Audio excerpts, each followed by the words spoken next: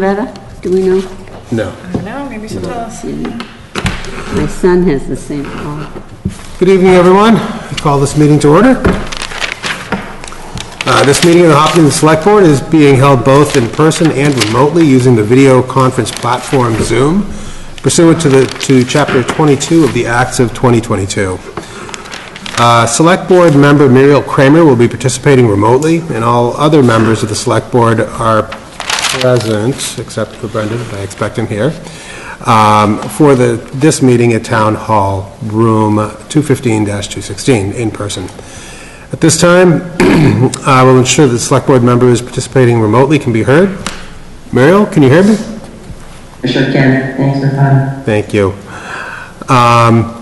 The public has the option of attending in person here at Town Hall or via the Zoom link, using the link posted in the meeting's agenda. This meeting is being recorded, and all votes will be taken by a roll call vote.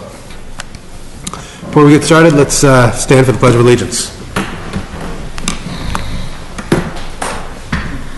I pledge allegiance to the flag of the United States of America and to the republic for which it stands, one nation, under God, indivisible, with liberty and justice for all.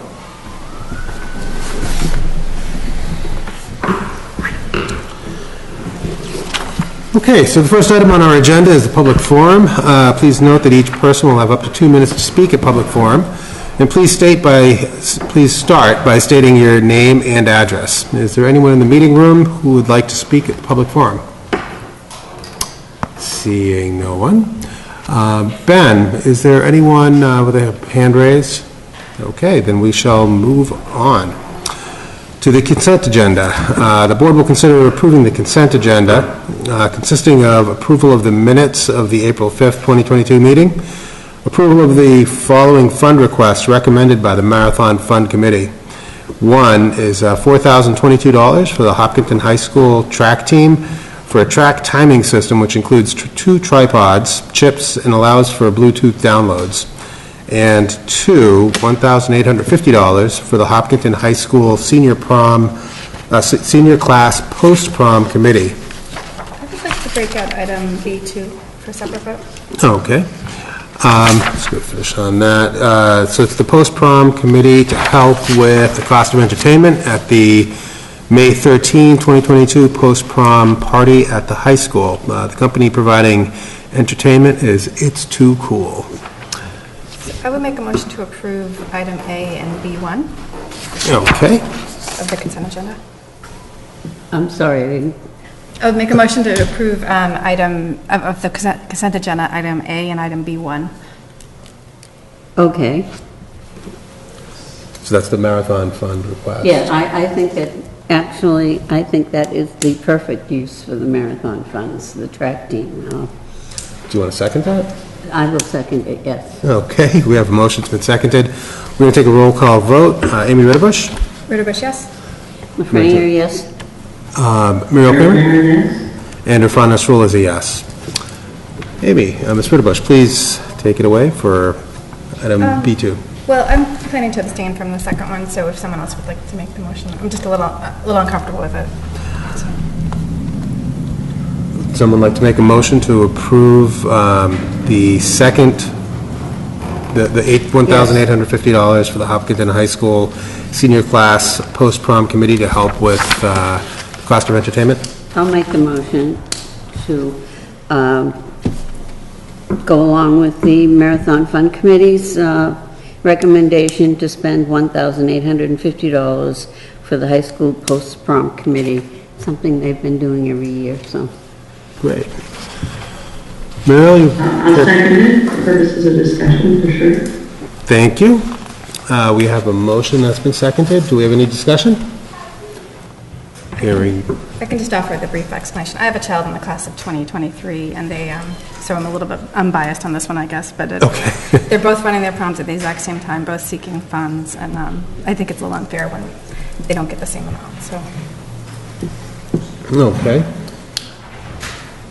I understand that there are rules that have to do it that way, but. Okay. Anyone care to discuss Amy's concern? No. Muriel? No. All right, we're going to take a roll call. Yeah, I didn't know that they had different amounts. I presume if they asked for similar amounts, they would get similar amounts, but I apologize, I don't know the details. Yeah, you do have to go to that committee and make a presentation to get anything. So I don't know if the other class did, but I know that they have been giving money to the after prom party, as far as I can remember. Mr. Kamalu or Ms. Lazarus, do you have any insight on the different was different amounts requested, or? In fact, through the chair, we did consult with the Marathon Fund Committee, the one group, which is the class of 2022 made a request. On the other hand, our understanding is that the class of 2023 has not yet made a request. Okay. All right. There was just a previous request that both classes had requested the same amount, and one 22 was given the amount and 23 was not. And then the 22 ended up withdrawing that request. So I don't know, maybe the class of 23 will get to request something in the future, but. Okay. So we have a motion that's been seconded. We're going to take a roll call vote. Amy Rudebush? I'm going to abstain. Mary Jo Lafreniere? Yes. Muriel Kramer? Mary Kramer, yes. Irfan Nasrullah is a yes as well. And I guess I would just say if you could encourage the class to resubmit their request. I mean, nobody would want to think not support their request. Okay. The next item on our agenda is town employee appointments. The board will consider town employee appointments in 3 departments this evening. Mr. Kamalu. Yes, through the chair, let me first recognize the amazing work done by the HR department alongside the police chief, as well as John Westerling and Dave Daltorio in bringing forth the candidates that are coming up tonight, as well as the marvelous work done by the HR department with Chief Bennett with regard to the police officer cadets. Starting off with the administrative manager in the fire department, Joyce Emery.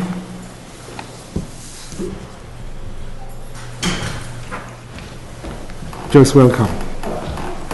I'm respectfully requesting that the board affirm the appointment of Joyce Emery as the administrative manager in the fire department.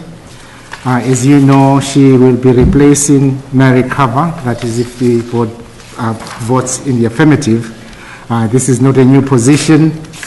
She's coming to the town of Hopkinton having spent 3 years working with the South Middlesex Opportunity Council as an intake supervisor as well as a case manager.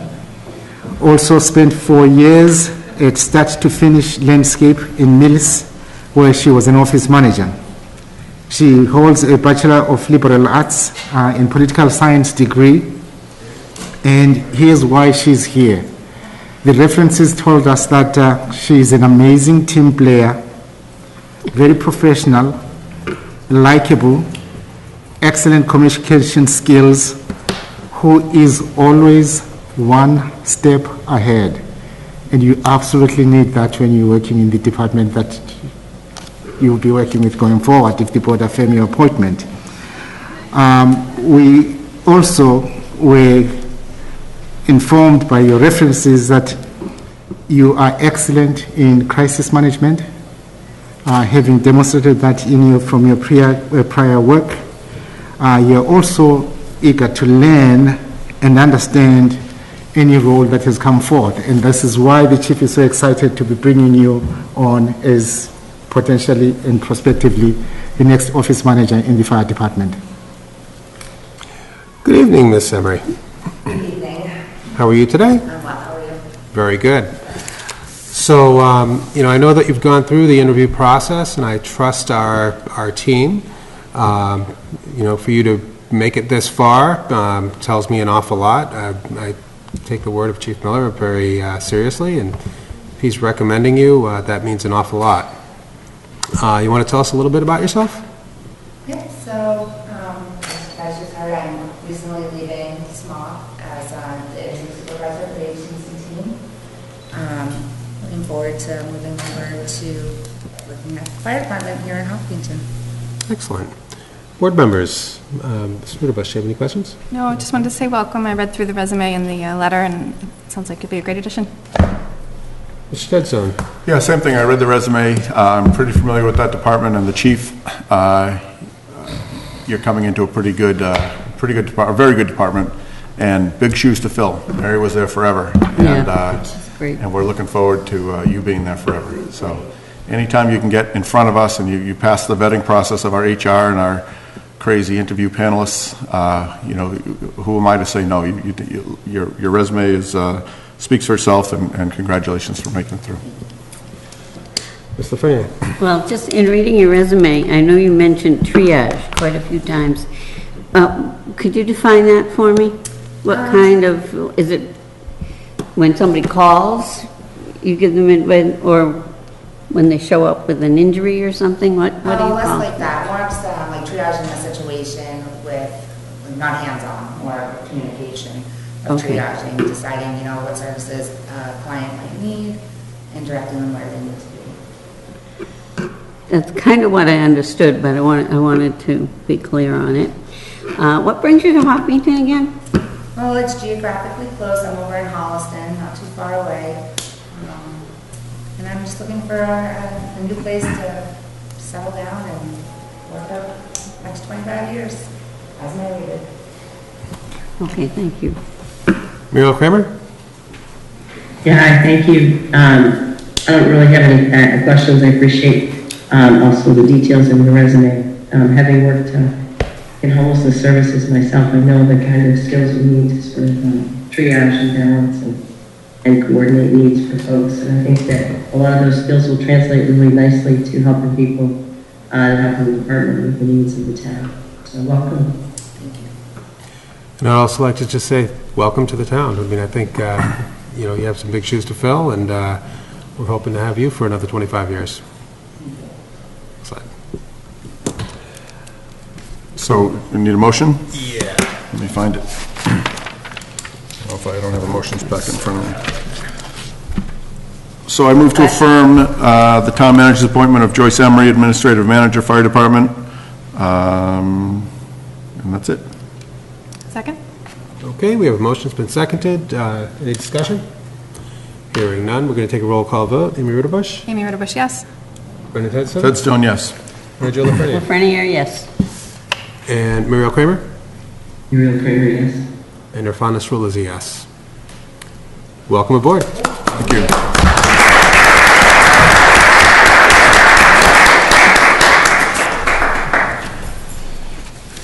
Yeah.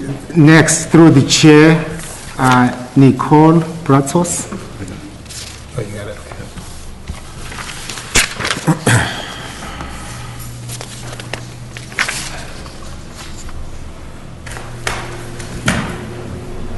Good evening, Nicole. Welcome to the town of Hopkinton's Select Board meeting.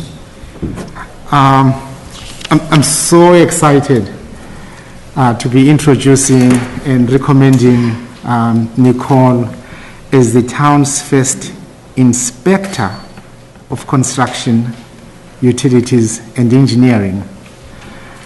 It's been a long journey getting to this point, convincing the town that we absolutely needed to create this position to support the amazing work done by our volunteer teams, as well as by the DPW engineering departments. Nicole is coming to us with extensive experience having worked for a local authority. Most recently, she has been with the Blackstone River Coalition out of Worcester. You also worked for the town of Nederland in Colorado in the utilities department. You hold an associate degree in water quality management and a bachelor's degree in water quality management. In fact, restated, you are anticipating to graduate May in several weeks of 2022. Yes. Here's why you're here. In talking to your references, they confirmed that you are a hard worker. You have successfully progressed in your prior employment, rising up the ranks. Your experience has included running construction crews, replacing broken water mains, and doing the difficult work, including plowing. John may ask you to. You were also described to us and confirmed throughout the interview process that you are intellectually strong, powerful, and that you are always committed to making sure that the team succeeds. And more spectacularly, under pressure, you are calm. With that, I recommend Nicole as the town's first Inspector of Construction and Utilities and Engineering. Welcome. How are you this evening? Good, thanks. How are you? I am very good. I see you're sitting here with Dave and our DPW director, John. As I said previously, I know that you've been through an exhaustive interview process, and I know if John and Dave are recommending you, then that holds a lot of weight for me. John, Mr. Westerly, would you like to say a few words? Through the chair, I would just like to say that when we created this position, we saw the value and the savings that this would bring to this community. And we found in a candidate in Nicole, someone who has the experience and the background and the wherewithal to deliver the value and the savings to this community. She is a matter of weeks away from a bachelor's degree in water quality management, which is going to be so helpful for us as we work through the challenge of removing PFAS from our water system. So I appreciate all the work that HR has put into bringing Nicole to this point, and the town manager's support of our recommendation, and I look forward to the select board's opinion of our candidates. Thank you. Mr. Del Torrio, would you like to say a few words? Absolutely, through the chair. Thank you. On a more day-to-day basis, we're already pinpointing Nicole for certain projects and certain roles that are going to help out, across facilities and the DPW department. To double what John said, this is a position that's been long in the works, and we thank Norman for continuing that pursuit of this position, because it will help grow the facilities engineering department, mostly the engineering department of the facilities department, which we'll work on. Her references point out how Nicole is very detail-oriented, very self-motivated, and it's a perfect fit for this new position where, working with John and myself, it's going to be a pretty autonomous position, and she was well-spoken, well-educated, and I think she's going to fit right in. Great. Thank you. Board members, Amy Ritterbush? I don't have any particular questions. Just wanted to say welcome, and read through your resume and heard from everyone tonight, the town manager and DPW. So it sounds like a great fit, and we have a lot of new construction in town, and we also have aging infrastructure and the PFAS issue, so I see a need for the position. Mr. Stetson? So Amy touched on most of the things I was going to say with this PFAS stuff that's going on. It's good to have someone that's, no offense, I'm not saying that you don't know what you're doing, but it's nice to have someone that's certified, not certifiable. Just a question. So with you finishing up your bachelor's degree in May, and the fact that you worked in Walla Walla, Washington, or wherever you were, Colorado. I'm assuming you don't still live in Colorado. You're here. okay. I live in Harrisville, Rhode Island. Okay, great. I have nothing for you. Thank you. Congratulations and welcome aboard. Thank you. Mary Jo Lafreniere? The only question I had was when I read it was Inspector of Construction. And I had been an assessor, and therefore I was out on all the phases of construction, going up and down, staircases with no railings and no bottoms, and just, it's tough. It's tough to go through construction sites as they're being done. It's physically very taxing. So I was just asking, how do you feel about that part of the job? I'm very excited for it. Are you? I really like being out in the field. I like having a mix of desk work and then being able to get out and do things. And in my previous positions, I've gone out in the field a lot. Gone down into ditches to look at pipe, helped install fire hydrants. I've been very hands-on with things. So in my inspections, I've trampled all over buildings. And Get your work boots on. I have them in my car. We're very glad to have you. Great, thank you. Excellent. Muriel Kramer. I don't really have a question. I just want to say congratulations on your upcoming graduation. Where are you going to school? Red Rocks Community College in Colorado. I'm finishing up remotely. Very nice. And congratulations on your 4.0 GPA. That's something. So I do want to say Red Rocks is my favorite concert venue. Absolutely love it out there. It's gorgeous. An amazing venue. Incredible. So there's a couple quick questions. So I see that you have experience with the Blackstone River Coalition, and it seems as though you have more surface water experience. Yes. With town, we're facing an issue. We have groundwater contamination. Do you have any experience or thoughts on the different approaches versus surface versus groundwater?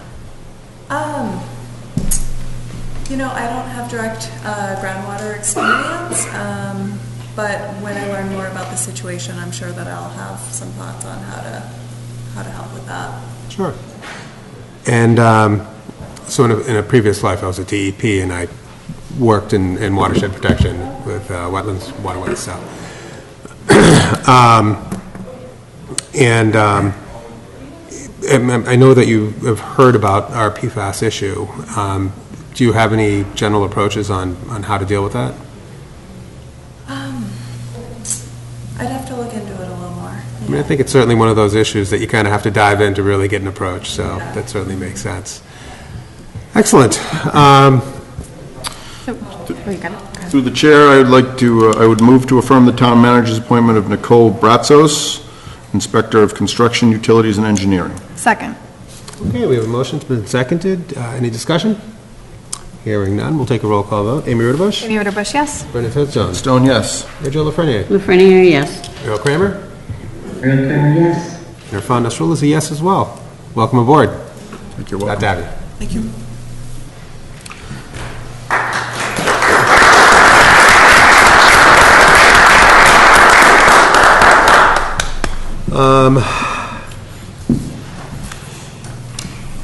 So the board will interview cadets Brendan Grimley and Nicholas Salatnik, currently in the police academy, who have successfully completed preliminary interviews and background reviews for the town.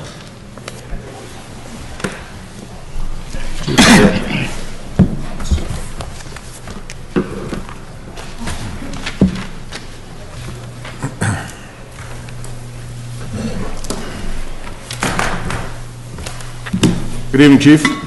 Through the chair, good evening, everybody. Good evening. I understand you found some cadets that you'd like to introduce us I to. did. This is a special evening tonight. I'm here with Brennan Grimley, seated beside me, who I've known since 2017. Thanks to Sergeant Burchard, who's seated in the audience. Sergeant Burchard brought him to us as an intern, and he interned throughout his time in college, and it was amazing.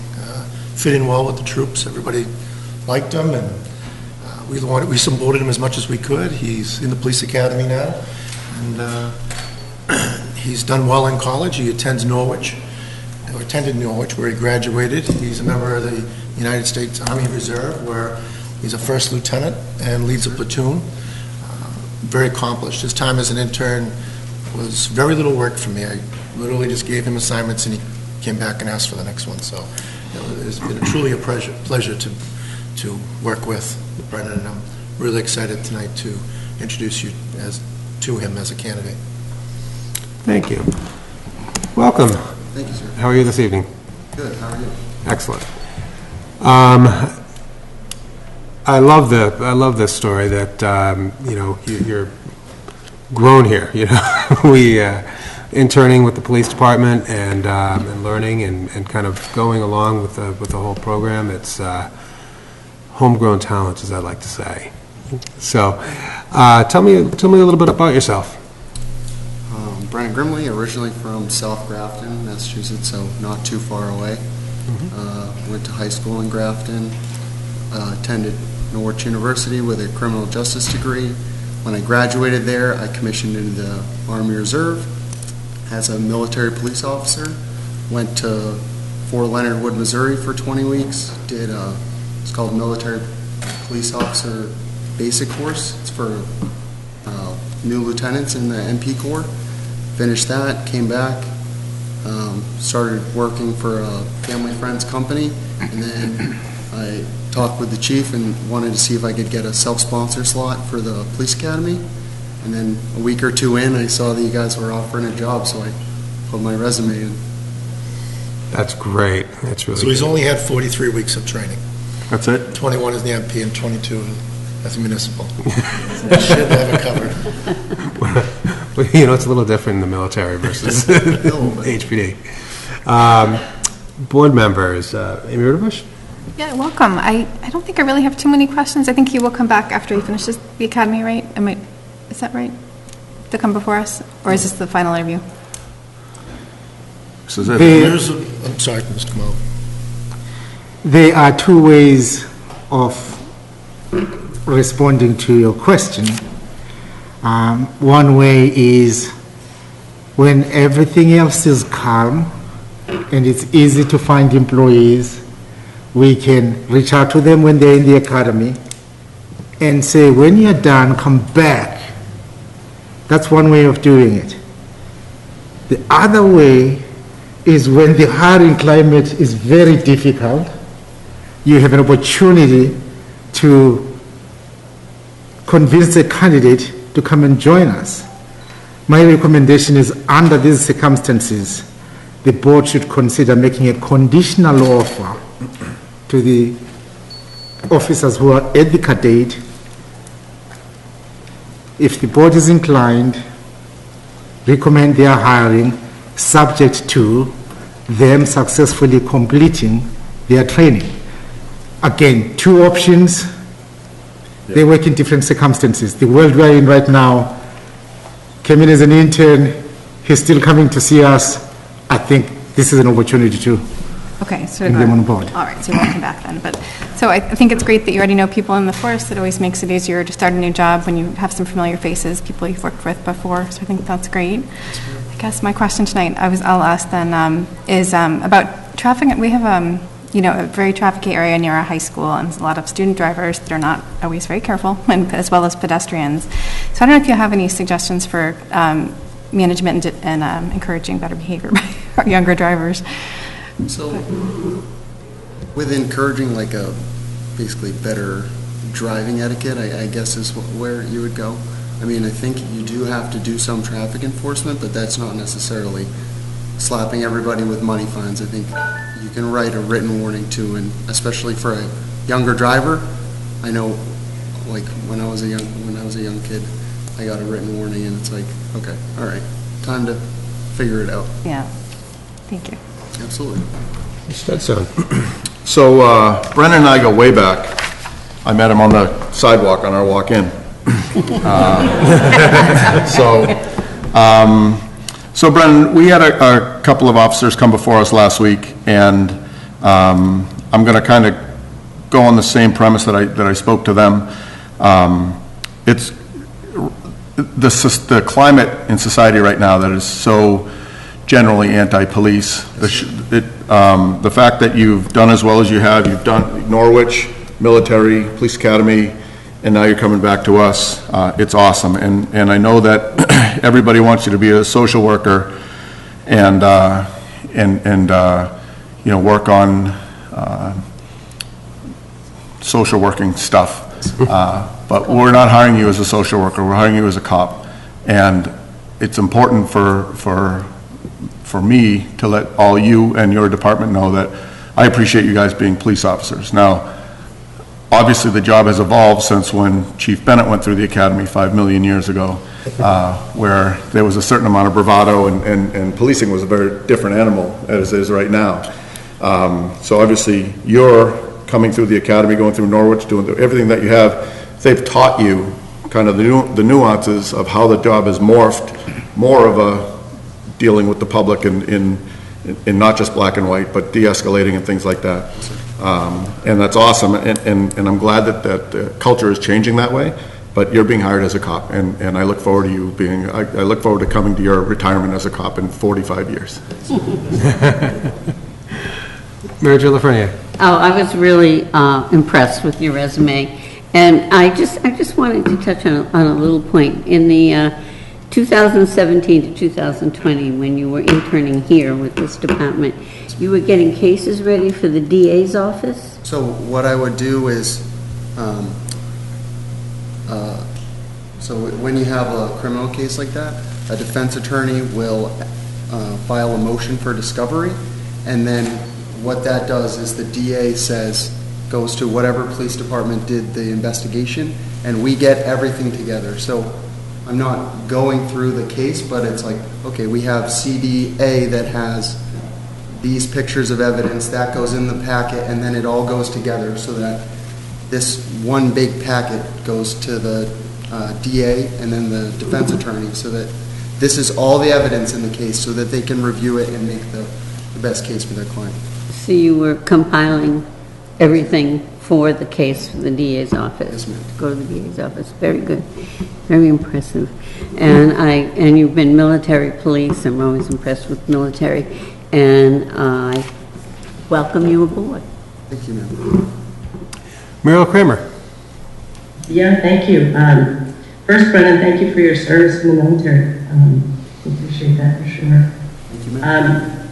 I noticed in your letter that you wrote an extensive paper on modern policing best practices, talking about criminal justice, potential criminal justice reforms. Can you share one or two of us that you found interesting or promising? So specifically, the paper that I wrote was about prosecutorial misconduct, which isn't something we necessarily talk about a lot, but it's actually prosecutorial misconduct is one of those things where I'm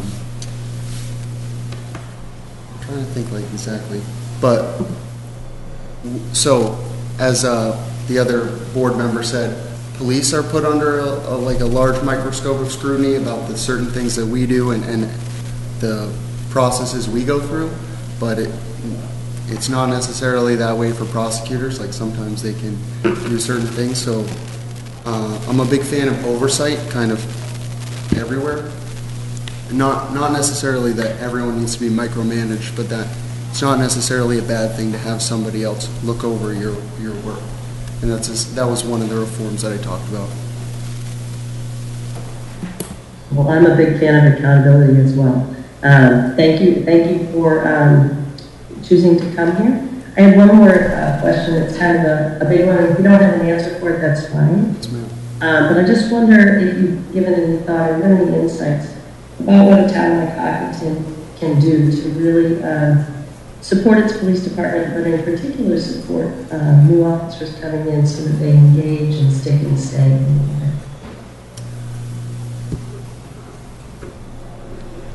That is a big question. I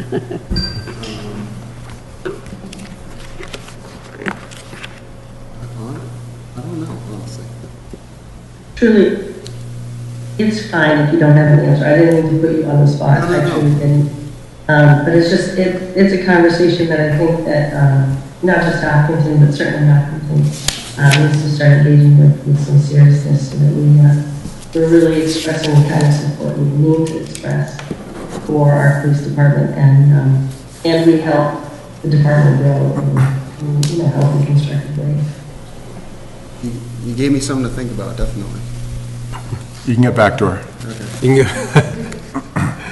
So, as I said before, I know you've been through an exhaustive process here, and having interned with the police department and chief recommending you and knowing you means an awful lot to me. So one thing I do want to kind of touch on is, a lot of what Mr. Tedstone said is that, we are hiring you to become a police officer, but in that role, there's also other circumstances where you may need to employ other tactics or call in other resources. So, but I'm certainly happy to have you along and make sure that you treat the chief well and good luck in the academy, and looking forward to having you. With that, I'll entertain a motion. So through the chair, I move to conditionally offer Brennan Grimley a position as police officer for the town of Hopkins, subject to the successful completion of the academy training. Second. Okay, we have a motion. It's been seconded. Any discussion? Hearing none, we'll take a roll call vote. Amy Ritterbush? Amy Ritterbush, yes. Brendan Tedstone? Tedstone, yes. Mary Jo Lafreniere? Lafreniere, yes. And Muriel Kramer? Muriel Kramer is a yes. And Irfan Rule is a yes as well. Congratulations. We look forward to having you after you complete your training. Absolutely. Thank you, sir. Thank you.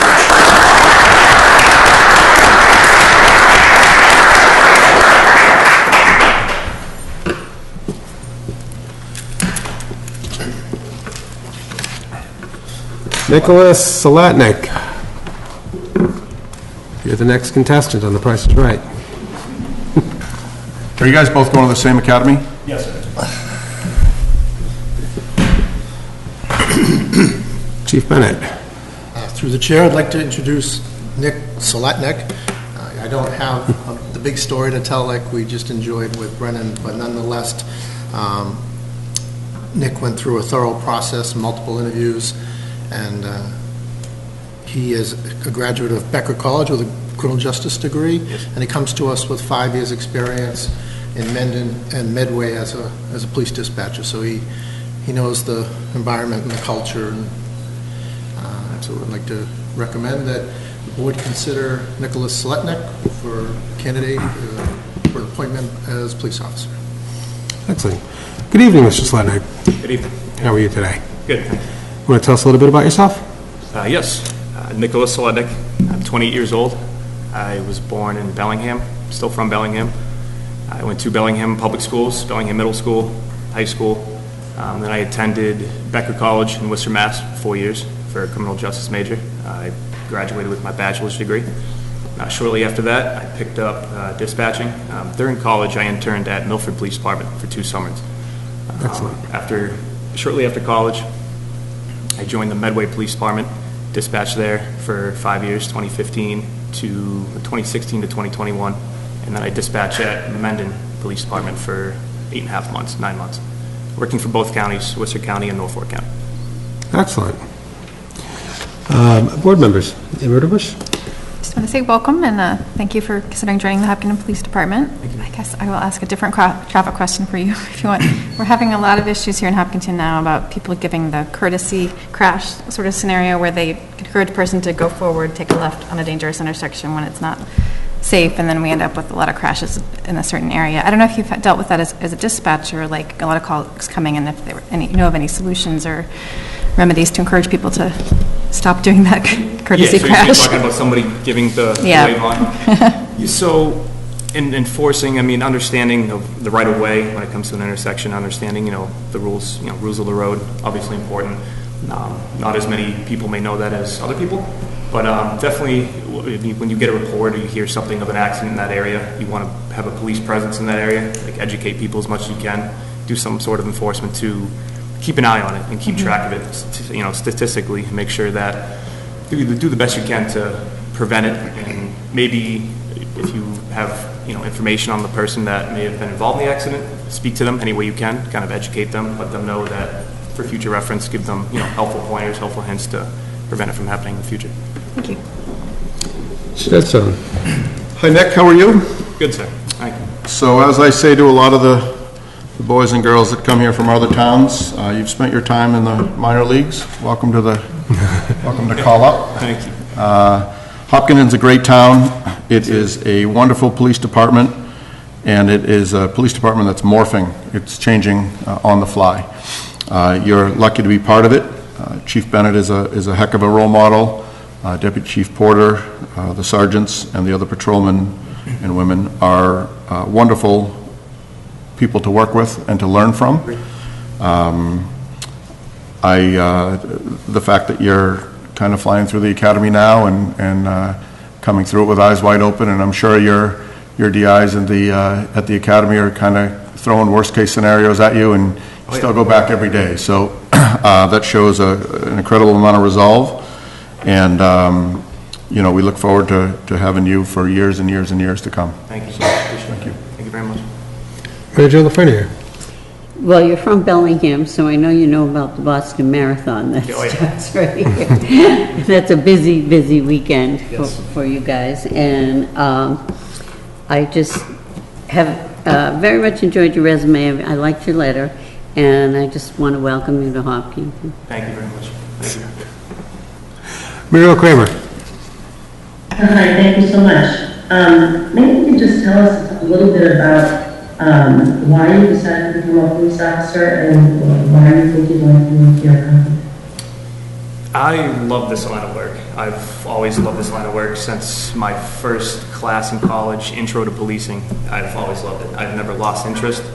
From my classes in college to my internships to all my trainings, dispatching, interviews, I've always looked forward to that next step.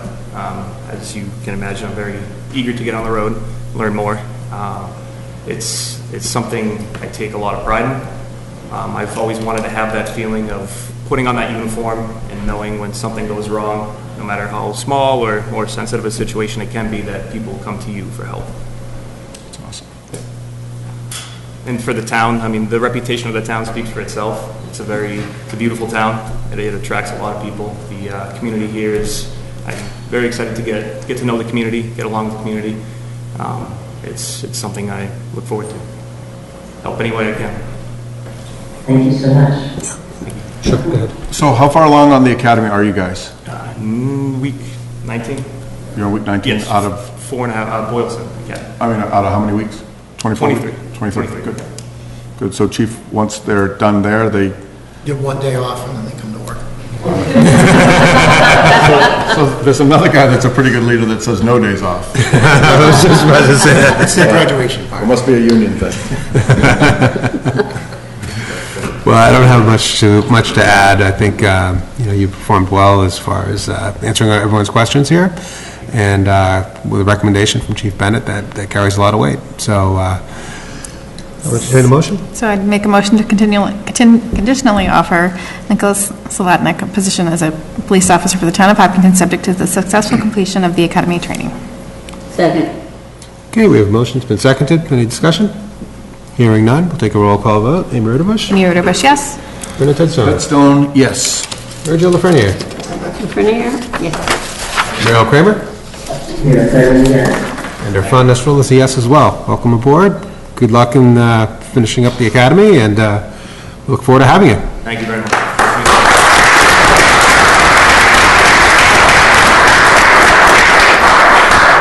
If I could, through the chair. Of course. A moment.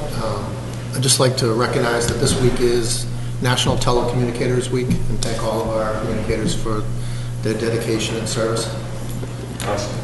Thank you. Thank you. Absolutely.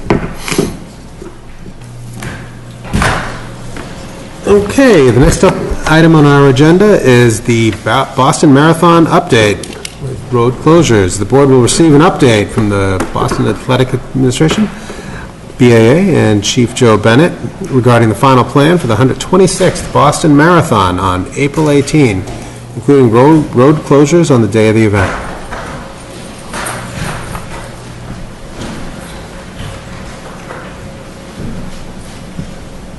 Chief Bennett, yeah. And Chief Miller? And Chief Miller? And how about Dottie Ferrer? And is Dottie here? Yeah, Dottie's here. Chief, one for Dottie.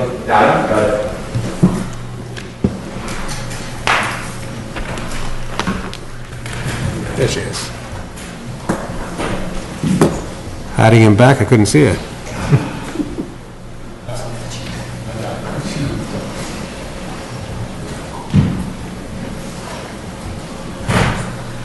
welcome. For the first time, we're outnumbered by the number of people sitting at the table versus us. Is this a start line? I'd be glad to meet at start line. Mr. Grillick, take it away. We, the Boston Athletic Association representatives, first of all, could not be more grateful than we are for the support of public safety officials who make all of this possible so that it can happen. End of the tunnel. We look forward to the 106th running of the Boston Marathon coming up in 6 days. And it starts where it's supposed to, in Hopkinton, where the world knows it starts, and the world comes to Hopkinton to do that very thing. It's a privilege of ours at the Boston Marathon to start in a place that feels like a hometown, that everybody comes here from all corners of the world. It's a fitting place for a very, very American event to take place. It feels like America going back 2 weeks or 200 years. For us, the opportunity to work with all of you and all of the officials of all kinds is a privilege. We're glad for it, and we want to make sure that we do everything that we must in order to be as helpful to all of you as we can. Excellent. So I have the briefest but most important section of tonight's presentation, and that is the BAA's explicit gratitude to the folks sitting up here with us. Chief Miller, Chief Bennett, Deputy Chief Porter, and Donnie and the Hopkinton Race Committee have been in the trenches with us, figuring out barricade placement, porta potty placement, traffic rerouting, and most importantly, how to keep all of our athletes safe. And it wasn't for these 3 folks and many, many more, but helping us do exactly that. So thank you from all of us. Jason. When it comes to the Boston Marathon, actually working with this team is one of the most enjoyable things that I've done for decades. It is the definition of collaboration. We have problems we need to solve for, and we ask, it's usually yes. Let me figure out how I can do it. I don't know how we're going to do it, but we'll get it done. And that's both ways. If you think about what we did to their road race with our security plan, and they just said yes, yes, and accommodated it. And we had a single charge clear from the board back then with Chuck Wallace and I, and that was to make the day fun and safe, and to maintain the image of Hopkinton on race day. And I think we did pretty well, and we continue to do pretty well, and I bring my family here, so it's going to be a fun day. Were you in charge of fun and Chuck in charge of safe, or Chuck? I would echo Chief Bennett. Working with the BA has been honestly a joy. They're very good to work with, very open to ideas, open to willingness to work with us on bringing back Runners Village this year and the additional safety that's required to help protect the 30,000 runners as well as their potential families and the visitors that come. So it's been a really very good project to try. I think it's been an amazing year now that everybody's welcoming. We're full on now with the marathon this time on Patriots Day, and I think it's just great. But speaking from the team on the STAR team, right from Tom Grill, Jack Fleming, Lauren Croshan, and her team of the operations, Dave Gilbert, Andy Duchesne, and Joe Robinson, and all the STAR team committee. A lot of the marathon committee members are actually BAA STAR team captains as well. But everybody working, especially with public safety, it's amazing. The outpouring of support everybody shows amongst all the teams. I think that's one of the things, and Chief said it best with collaboration. I think it's really a model for a lot of things, just to work together. When there's problems, and there are a few, but everybody addresses it in a positive manner and works together to find the answers and do the job better. And I'm just honored to be part of it. And I thank the BAA for all they do to accommodate this town and what the needs are of Hopkinton, because there are a lot of different needs that have been expressed over the years, and I think they've done an excellent job of working with the town and seeing that things are done in a great way, you know, to advance the race, but also the town, looking out for the best interests of the town. And for me, every year I'm amazed at, like, you know, it's kind of a letdown after that last run across the start, truly, because we all say we breathe the fresh air once that's done, but you know, there's just so much that goes into it, all the intricacies, all the little things that go on behind the scenes that public safety handles, and there's no word of it. It's taken, it's done. BA taken, it's done. Everybody works together. It's magic, and it happens here at the start. Very briefly from me, Jack Fleming from the Boston Athletic Association. Thank you to this incredible team, sincerely. We were talking about it earlier today. It will be 1,099 days. The last time we had a marathon on Patriots Day. Quite honestly, Hopkinton has helped tremendously to bring this incredible event back to near full strength for 2022. It's an important day, so important for Hopkinton, but it's really the most magnificent day, sports marketing day in our sport of running. So in addition, Norman, thank you as well for all of your support. God, you said it well, with 1,099 days, there have been a few things. And we realized that with bringing back the Athlete Village, can't we do a few of these things, but the show of great faith, not good faith, from all involved inspires us on a daily basis to do our work. We are really intent in 7 days' time to have Hopkinton shine as it will, locally, nationally, and internationally, with the international broadcast. But we all know that at the end of the day, it's the people of Hopkinton and their interaction with the participants and with the world and with you are the ambassadors. So sincere thanks from the Boston Athletic Association. Well, we want to say thank you for everything that you do in pulling this together. You know, as a spectator, as a board member, I see everything go so smoothly. But I now understand all the work that goes on behind the scenes to make that seamless start and race all together. Can we get any, I know last year we had the rolling start. Can we get some updates as to how this is going to be, how it's going to be done this year? And I can certainly talk about how the athletes will be gathered, and then we'll talk about those closures thereafter, and I'll get back to the experts. But unfortunately, after a long study of space and time, we realized that the rolling start was just not possible to have enough athletes in one place to get across the start line in the time that we're allotted in the cities and towns. So with close consideration and a large amount of collaboration, we will be bringing back Athletes Village this year.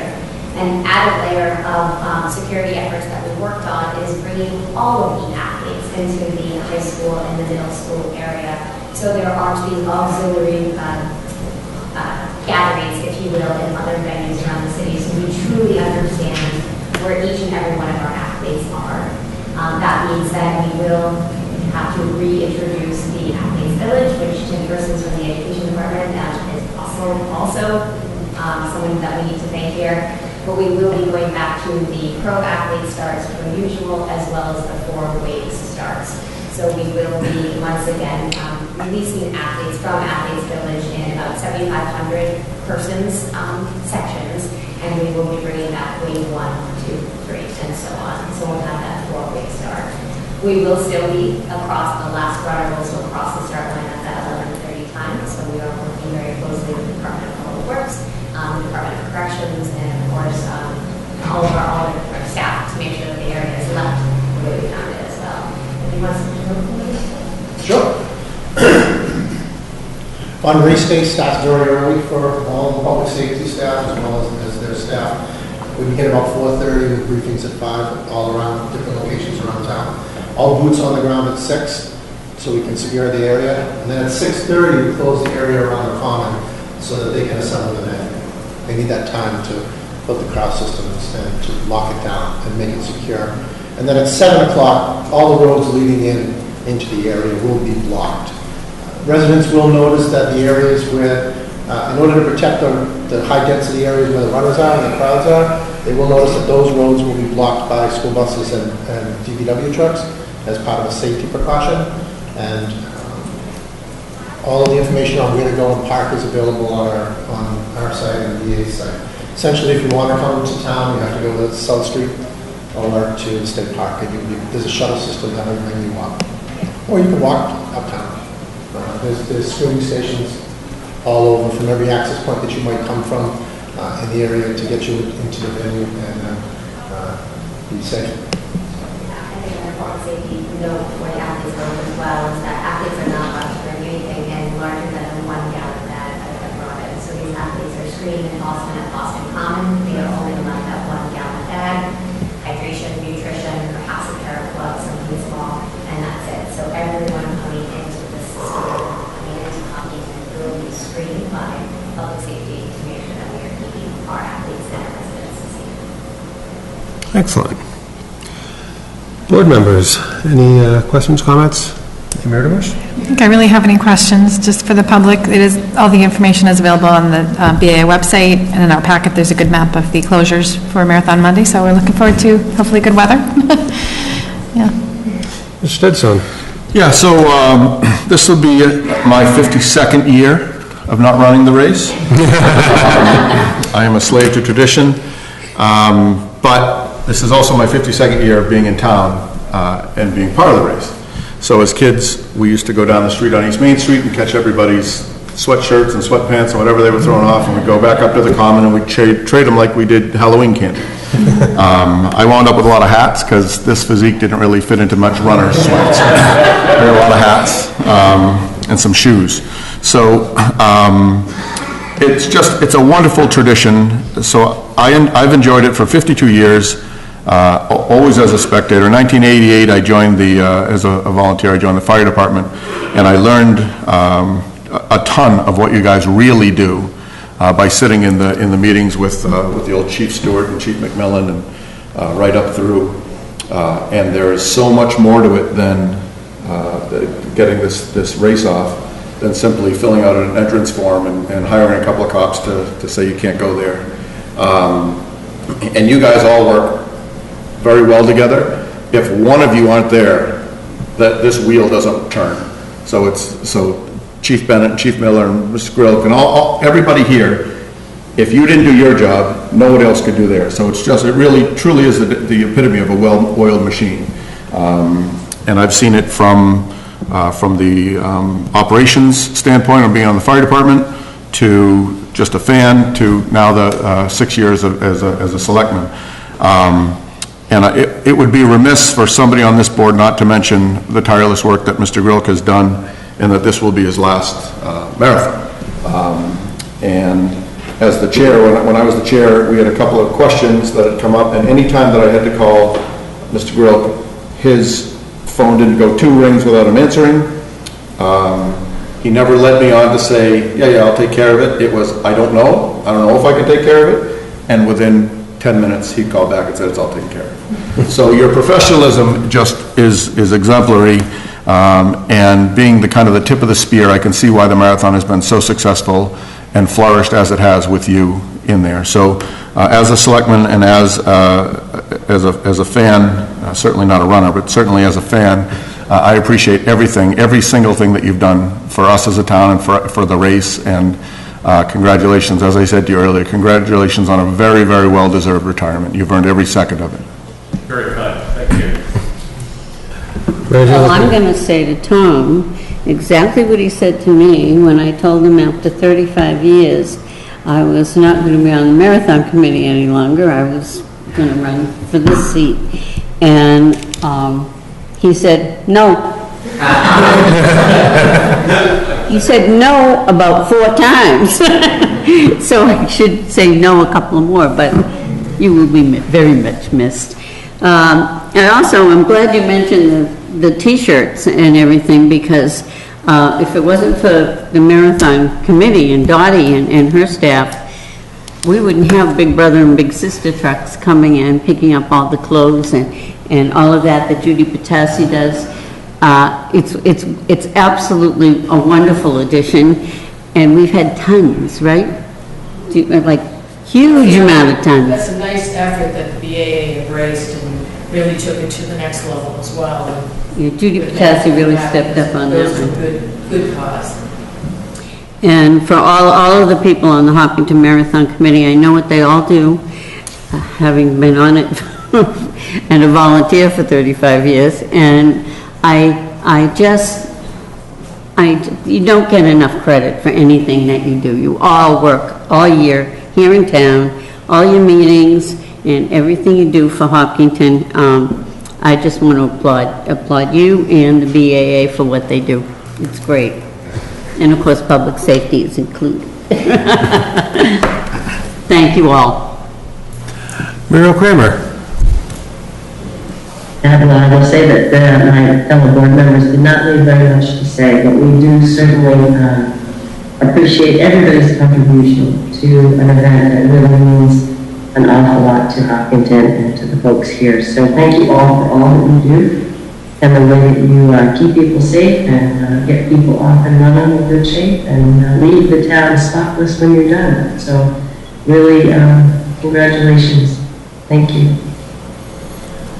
And I just want to echo what everyone else has said here.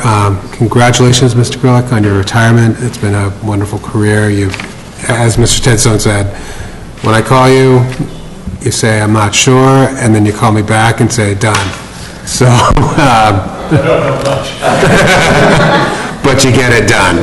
But you get it done, and that's, I think that's part of why this is so seamless and everything runs so smoothly.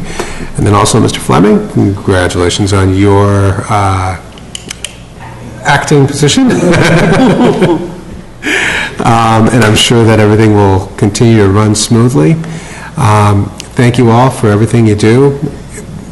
It wouldn't be the same without you. I just want to say, on behalf of the Hopkins Marathon Committee, to thank Tom Grote for all the years. I mean, he's made an indelible mark on this community, the race, everything, that will always be part of it. And some of the things you've worked on over the years, just amazing, the strength, the programs, the communication, the flow, everything. It's been amazing, and it's been much appreciated. Thank you. It's very nice. By the way, when you call and say, can you do something, and that's the way you're going to check with somebody, yeah, I check with them. But you still get it done. Well, thank you all.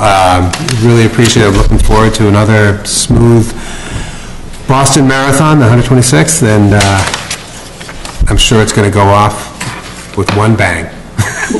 Well, 4 bangs, you're right. And to that end, waves 2, 3, and 4 are going to be started with local. Bill Powers will be wave 2, and Mike Manzer wave 3, and Mary Carver wave 4 will be starting the race. So that's quite an honor. That's awesome. Yeah, It doesn't get much more local than that. I also want to thank Chief Bennett and Chief Miller for all that you do behind the scenes and keeping us safe during one of these events. I remember after the bombing, I rode my bike downtown and was told, nope, back away.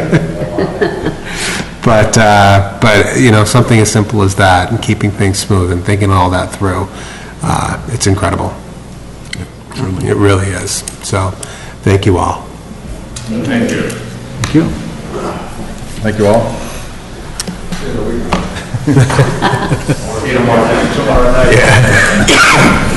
Yeah, we'll be back tomorrow night. Maybe I'll see you next door. Yeah. That was awesome last year. Okay. Thank you. Thank you. Okay. Take care. Bye-bye. Okay, so next up on our agenda is a request for sign approval in the roads right-of-way. The board will consider the Lions Club request for approval to place 50 to 60 temporary yard sale signs within the road right-of-way of East Main Street, Cedar Street, West Main Street, Wood Street, South Street, and Hayden Row. Signs will be on corners and roadsides. Signs are 10 by 15, placed around April 14 and removed on May 14. The zoning bylaw states that signs may be placed within the rights of way for certain streets if authorized by the board. Is there a representative of Lions Club present? Christine Curran. Hi, Christine. Oh, sorry. Are you still there? Yeah, there you are. You want to tell us a little bit about your plan for signs?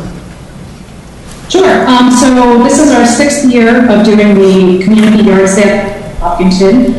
Just for background for those that don't know what it is, a home hosts their own yard sale. We just do the promoting of it. So these signs that we are planning to put up at the start of April 14th will be advertising registration to sign up for those yard sales. As it gets closer to the actual date, which is May 14th, we might put up more yard sale signs with arrows pointing towards those that have registered for their own yard sale. We've done this every year, except for the year of COVID. And we were pretty, last year we had about 26 houses that registered throughout town, so hoping that with the approval of putting these signs up, that we get more houses to sign up for this. Excellent. Board members, any questions? Well, I noticed, I think staff recommended signs not be put out until after the marathon, which I think I would agree with. So that would be April 19th. And it is an awful lot of signs, 50 signs, I don't know. And I believe when I put that, I was thinking more of how many signs would be up around town, not just in the right-of-way roads. So it would be a lot less than that. It would probably be about, I don't know, 15, 20. Okay. So I would be comfortable with 20 signs in the right-of-way, as long as they're after the marathon. I don't know what everyone else thinks. The chair, I had a difficult time with this when the running club came out. And because they were only doing a very small section of Hayden Row, I kind of caved and said, okay. But I do not like putting signs in the public right-of-way. I know political signs aren't allowed there, other signs aren't allowed there, and the building inspector used to pick them all up because he didn't want them there, certain signs, and when I saw 50 and 60 and all over town, I would have to vote no on this. And I do agree that we need a policy for the placement of signs in town, and I just don't like it on the public ways. Okay. Mr. Tedstone. Yeah, so I'm good. This is their 6th year. Mr. Kamala, we don't know of any problems that we've had throughout the last 5 years with the sign placements or anything like that, correct? Correct. So I'm good with it. I think that they're tried and tested and true, and they've done a good job, and as long as they adhere to the same policies and procedures that they've done in the past, then I'm good with it. Okay. So it's going to be 20 to 30 signs that they're talking. The 50 to 60 is also spread on private property. Okay. Muriel Kramer. Yeah, thank you. I don't particularly have a problem with it either. And I don't necessarily know if I've heard of them before, but I'm sure they're not. So I don't remember that as being intrusive. So, it's kind of along the major throughways and supporting a really good organization that does a lot of good work. I support this. I can see how the request would get difficult to manage. So my only thought on this is that, this is in a political season, we have our elections coming, and there's going to be an awful lot of signs out there. So, I don't... They aren't allowed to put their signs on the public way. They have to put them in someone's yard with their permission. Right. They can't use it, so. So I guess, I kind of fall on the side of, I know it's a great organization, and the Lions Club does a lot for the community, and even this event for the yard sales, I think, is great for the community as well. I kind of fall in line with what Ms. Ritterbusch is saying, that it shouldn't be placed until after the marathon. And, yeah, I'm okay with 20 to 30, 50 to 60 in the public way I would have an issue with, but I'm okay with the 20 to 30. So I guess I would make a motion to approve the request for signs with the condition that no signs should be placed until after the Boston Marathon, so on April 19th, and that up to 20 signs right away, as described. Up to 20 or 20 to 30? Didn't we say 20 to 30? I thought she said 15 to 20, but you can make an amendment if you wish. So there's a motion. Second? No? I'll second it. All right. So I do have a question, and I missed a couple of minutes. Is the applicant amenable to us changing the amount of signs and the date of when those signs can go out? Absolutely, thank you. Yep. So you'd be fine with the 20, up to 20 signs, I think is what the motion was, right? Yes, as long as I'm able to post signs that are not in those right-of-way roads. Yeah. Prior to, okay. I mean, so long as you have the property owner's permission, yeah. But again, we do try to, we can't make you, but we try to stress that the signs aren't put up until after the marathon goes through. Right. Okay, we have a motion that's been seconded. Any further discussion? I guess I would say I agree with Mary Jo that we do need to have a policy rather than each time trying to decide how to treat it. Yeah. Well, I think we're about to discuss that. Okay, So. but anyway, no other discussion.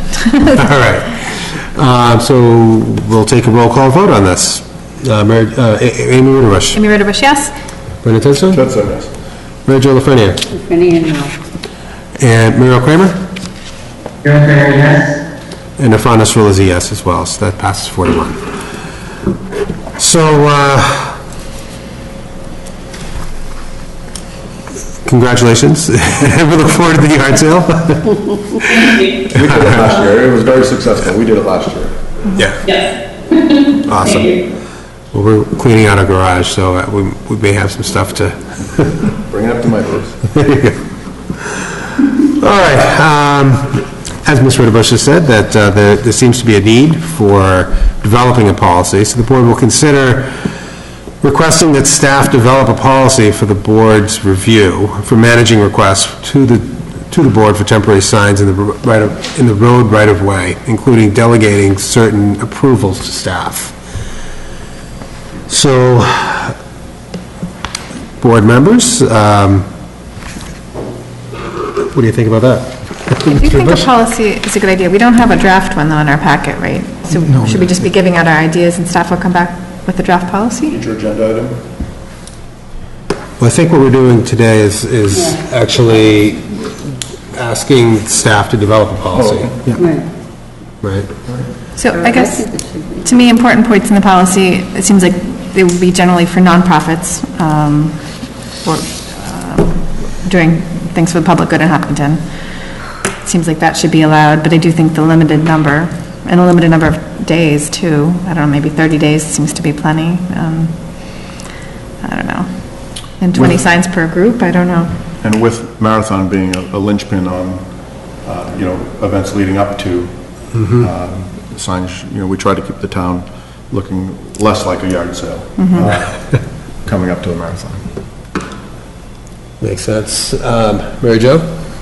I know that you... Still negative on that. Oh, negative on all that. So you want no signs? That's your... Not in the public way. Just on private property, okay. That's what you have to... I can see it. I mean, this is one nonprofit, but it can snowball very quickly.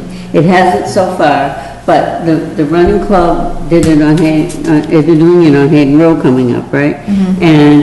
And then these people are doing it, and then, you know, how many nonprofits are gonna come forward and say, we wanna put 20 signs on your public ways? And I just think we're kind of opening a can of worms here for the future, and that's just my opinion, so. I think a lot of groups that would do it now without permission, definitely seen a lot around town, too, that they just take their chance that somebody won't take it down, but, so I'd kind of rather have a method to get permission. Muriel Kramer, any thoughts? Yeah, I guess I would want to consider, how many requests in a particular period of time to some extent it's the total number of signs that we have flying around out there. So I think I'm going to put some thought into that, and then also put some thought into some expectation for the completely new date and time certain. Because we do sometimes have signs hanging around a long time, and it takes somebody to just, you know, pick them up. So they need to keep track of where their signs are and make sure they're all picked back up. That's a good idea.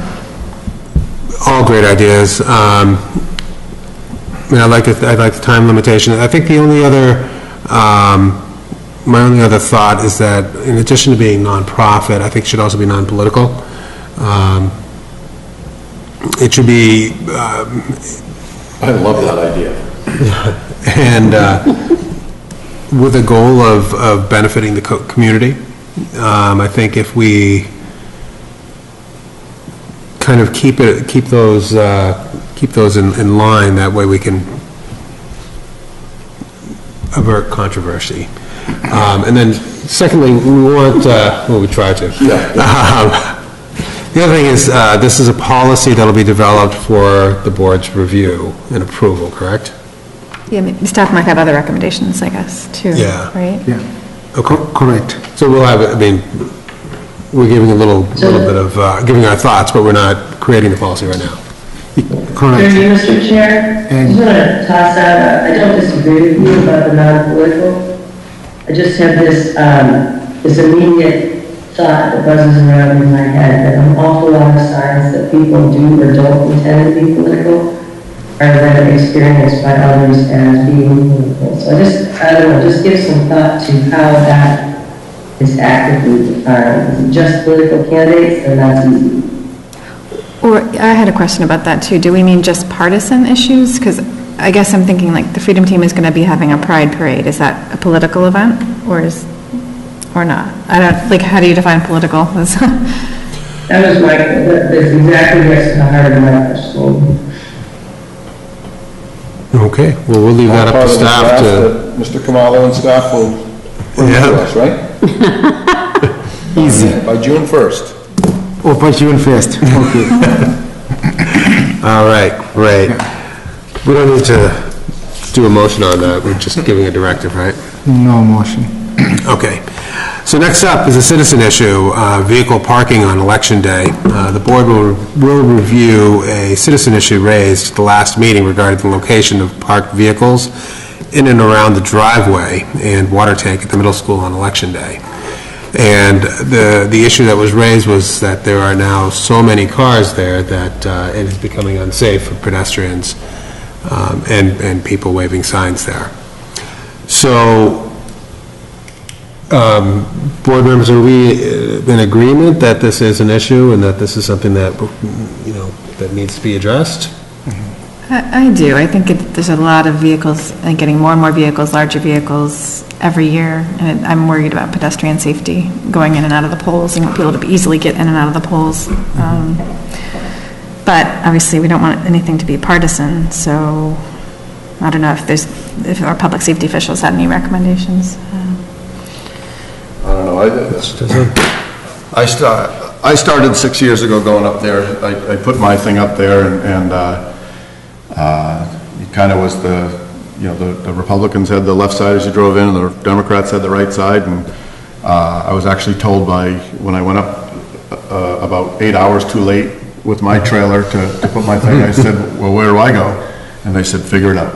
And it wasn't the most welcoming environment up there, so the following year, time that I was up, I went up there and I brought my trailer up the night before like everybody else does, and took crap from people that I was on the wrong side. How can I be on the wrong side? I'm unenrolled.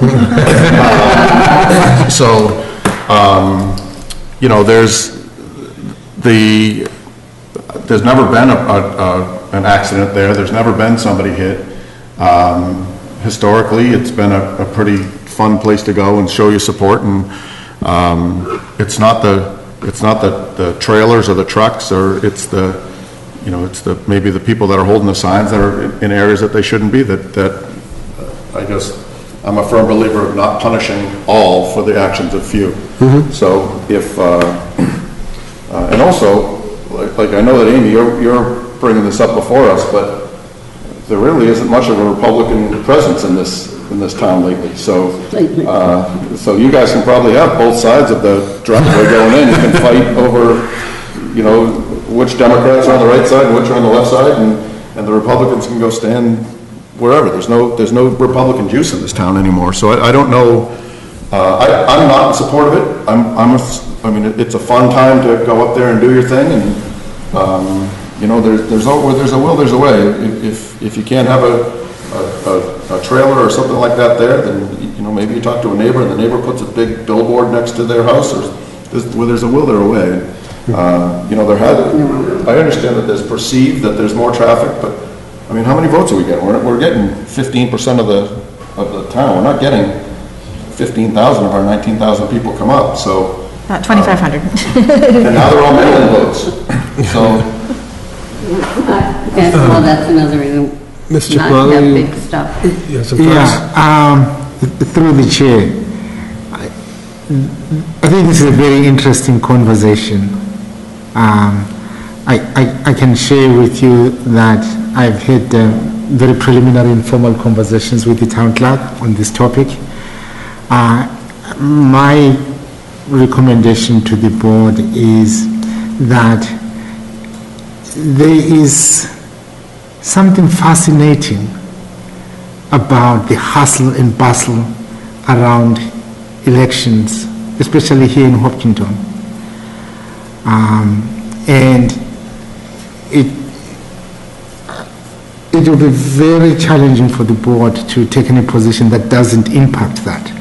I think it's part of the community's culture to have that hustle and bustle and fanfare and almost bazaar atmosphere that comes along with election day. So be that as it may, there's also, for me, another aspirational aspect to the conversation. We all hear the bellicose dialogue at the national level when it comes to politics. Wouldn't it be great if the parties that are running elections can negotiate this and make this work for the community rather than having government intervene? I thought I should just mention this. I mean, with institutions that have worked very well for this community, they should rise up now, and this is the time for the parties to sit down and talk about how do we actually manage this on election day. Well, traditionally, that's how it's been done. It's been through the chairs of the Democrats and the Republicans, and they kind of hashed it out. I was going to say, through the chair, I was chair of the town committee way back, and we did not have big trucks and big signs and any of that stuff. We had one person holding signs, and you had to stay and hold your sign all day, or switch off with somebody else. We had no putting signs in fences, no putting signs in the ground. It had to be a person holding the sign, and that was the rules back then. And then all of a sudden, people started, coming the night before and bringing stuff and filling up. I was surprised the first year I saw all of it. I didn't like it. Just that it's not. I mean, when people say we've been doing it no, we haven't. We had a hard and fast rule years ago that it was one person, one sign all day, and if you left, you had to lay it down or give it to somebody else to hold.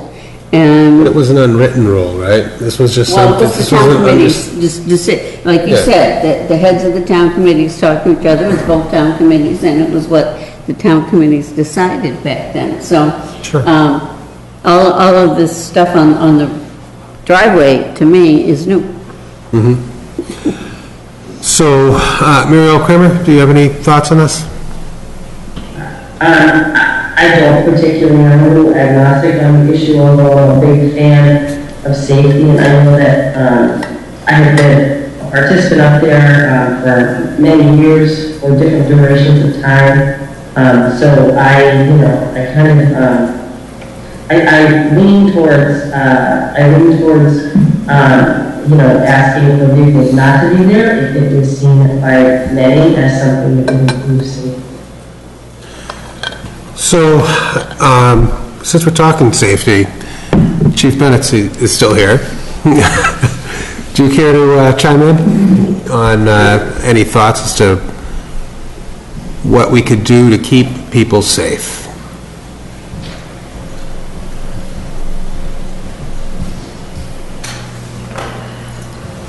Through the chair, hello again. Hello, thank you for sticking around. So our role in this is to ensure that to the extent that we can, a safe environment for everyone. We have a police officer in the parking lot that addresses traffic issues, as well as we always have one with the poles, because the poles can't open without a police officer to open them.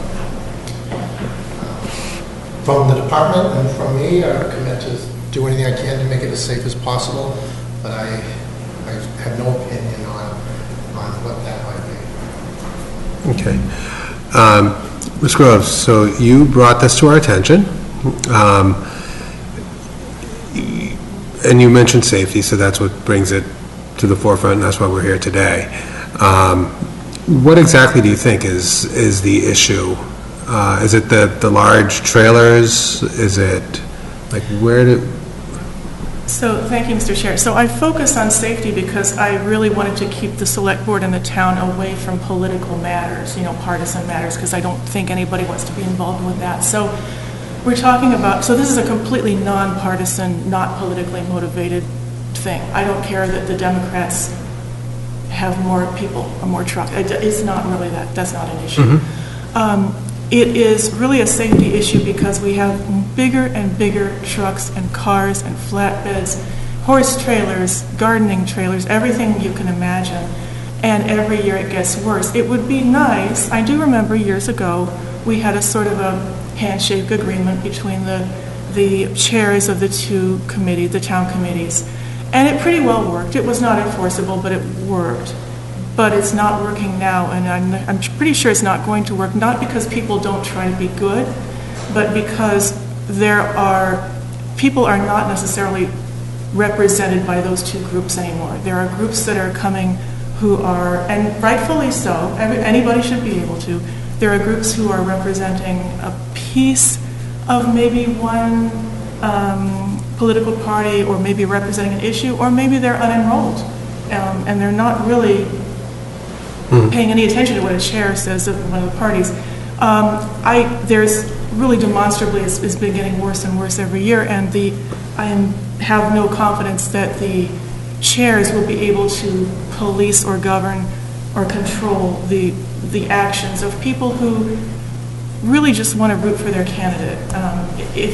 And I'm a good example of that. I want to do the right thing, but I believe that my candidates are the ones who are best for the town, and so I'm going to do anything I can to get them elected.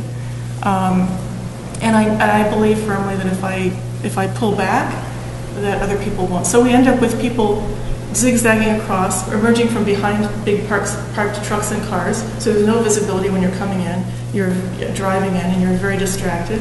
And then we also routinely have things flying off of cars and trucks and flatbeds. Sometimes they go into the driveway, and sometimes they've gone into the street. I know that there was one accident with something that flew into the street and hit a car at that light. It was not actually mounted to a car. or a truck, to be sure, but I really feel like the incidence of those kinds of things would be fewer and farther between if we didn't have those trucks and cars there. It is not public property. It's not a street. It's not a place where there's parking. It's town property. It's policed by or overseen by the DPW, and I don't see why people feel that they have a need to automatically be given the right to park there. I feel like people should all have the same chance to go there, stand there with their sign, whether they have a truck or not, and be heard in the same way that anybody else can. Sure. So, I kind of,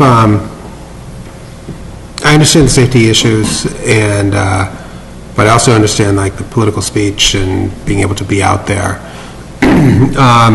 Chief Bennett, there is a police presence at on election day. Is that something where if you see people zigzagging or big trucks or things that are not secured where it could cause a safety hazard, is that something that the police officer would be able to manage? Yes. The difficulty for the officer on scene becomes that it's one officer. Yeah. And they're doing a lot out in the parking lot. And so if it was brought to their attention, or they did observe something, every officer would intervene to make it safe. As well as the cars go through there throughout the day as part of their patrol assignment. And so there is a fair amount of police presence there. Excellent. Mr. Deegan. Go ahead. I just wanted it to be very clear when it comes to police details at the election. The jurisdiction of election-related police details ends 150 feet away from the polls. They have no jurisdiction of that area. They can't go. They have to call in for backup to have a patrol car come and handle it. The officer who is stationed in the polls cannot leave the polls for the entirety of the day until they are relieved by another officer. So we can't look at those officers as being able to police beyond that line either. Which is probably even better, because now we have our roving officers that are, if they're assigned to the Route 85 Grove Street area, they're doing their routine drive-throughs, and they'll see if there's a trailer parked on the driveway where it shouldn't be, or people holding signs are out in the middle of Route 85 saying, vote for me, vote for me.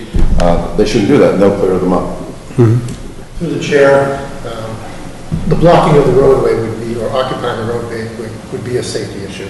If Chief Miller was here, I'm sure he'd attest to that. We need that open for emergency vehicles to get access. Sure. And I'm not aware that there ever has been a problem with the vehicles blocking it.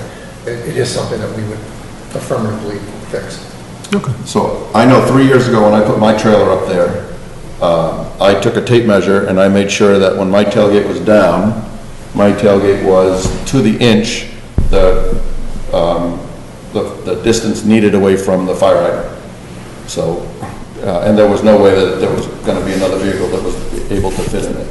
And then cars came in and parked here and there. And also, it's been kind of, with that fence that's put up by the water towers, there were always some more people congregating back there before that fence was put up. But I'm in favor of kind of keeping it status quo. I can live with that too. I guess it would be helpful to get guidance from the fire chief and what is the distance a car has to be from the hydrant, and make sure everyone's aware of that when they're there. And the width of the roadway to get in case somebody were to have a heart attack at the polls or something. Can the fire truck get in safely? If there's cars on both sides, I don't know, but maybe if we knew the exact width. Well, again, you'll need to get this from the fire chief, but I've not yet seen a vehicle whose tires were on the hot top. So the tires shouldn't be on the hot top, and therefore, that hot top area should be an accepted width, a right-of-way access to get in there. I was thinking sometimes maybe I had seen tires, but of course they shouldn't be. They shouldn't be. Okay. So and people can't normally park there, right? Like on a regular day, you're not allowed to park there. Sure. Why not? Park there for election. For town meeting. Yeah. Okay, Chair. I just wanted to bring up one other issue. We were never ever allowed to put signs through the fence. and then go off to lunch or home or anything. And I've seen them doing it. We have a new fence, and the old one got pulled away from the standing, and there was holes in it, and it really got battered when people tried to find a way to wiggle a big pole down through the fence. So if people are leaving, they have to find some other way if they want to keep their sign up. Usually we put them down till somebody gets it or pick it up, but they've been doing that. They've been sticking it through the fence, and it does a number on the fence. Nobody should do that. I think equally as distracting are the people waving. You know, the people waving, when they see someone they like, they're over there waving, or someone they want to see, they wave, and they may get on the driveway. If there's a stationary object that's accepted off the roadway, and it has your signs on it, you're not a distraction, anything more than your sign or banner. So I guess where I fall on this is that I'm glad you brought this to our attention and to the police attention, and I think that having someone there from the police department to kind of,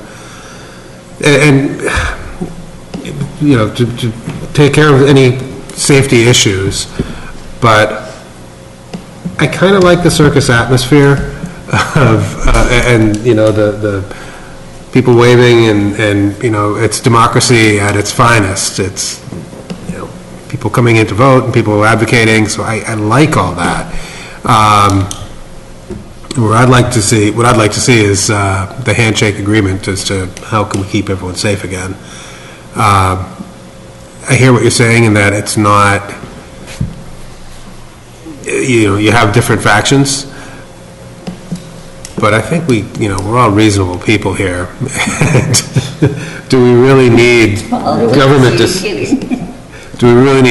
step in and regulate this? And I think from a safety perspective, I think the police are more than capable of handling it.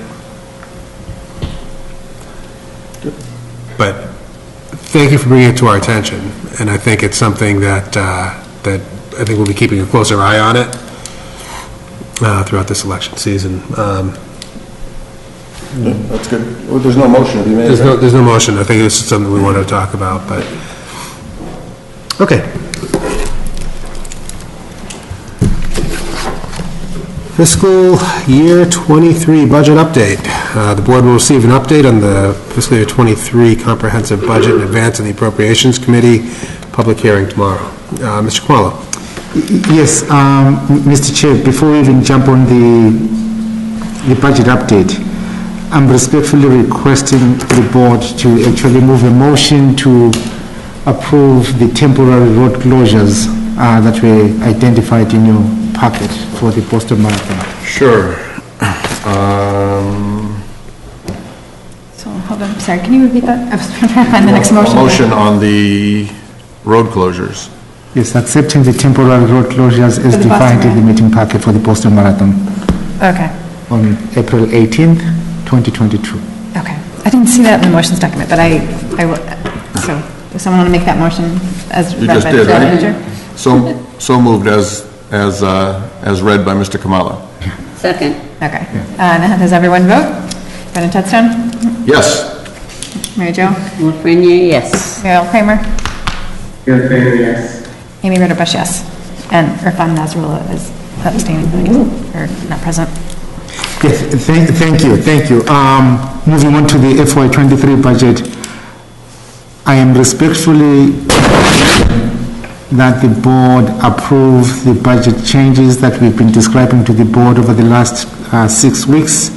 They include the following elements.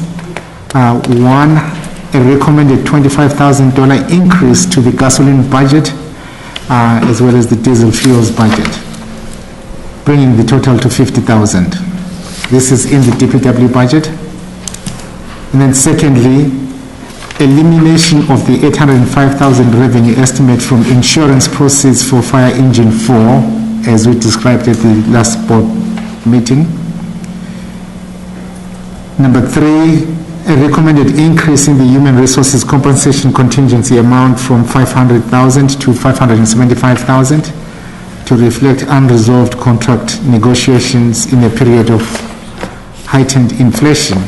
In fact, as I was reading today, that the last month inflation rate was 8.5.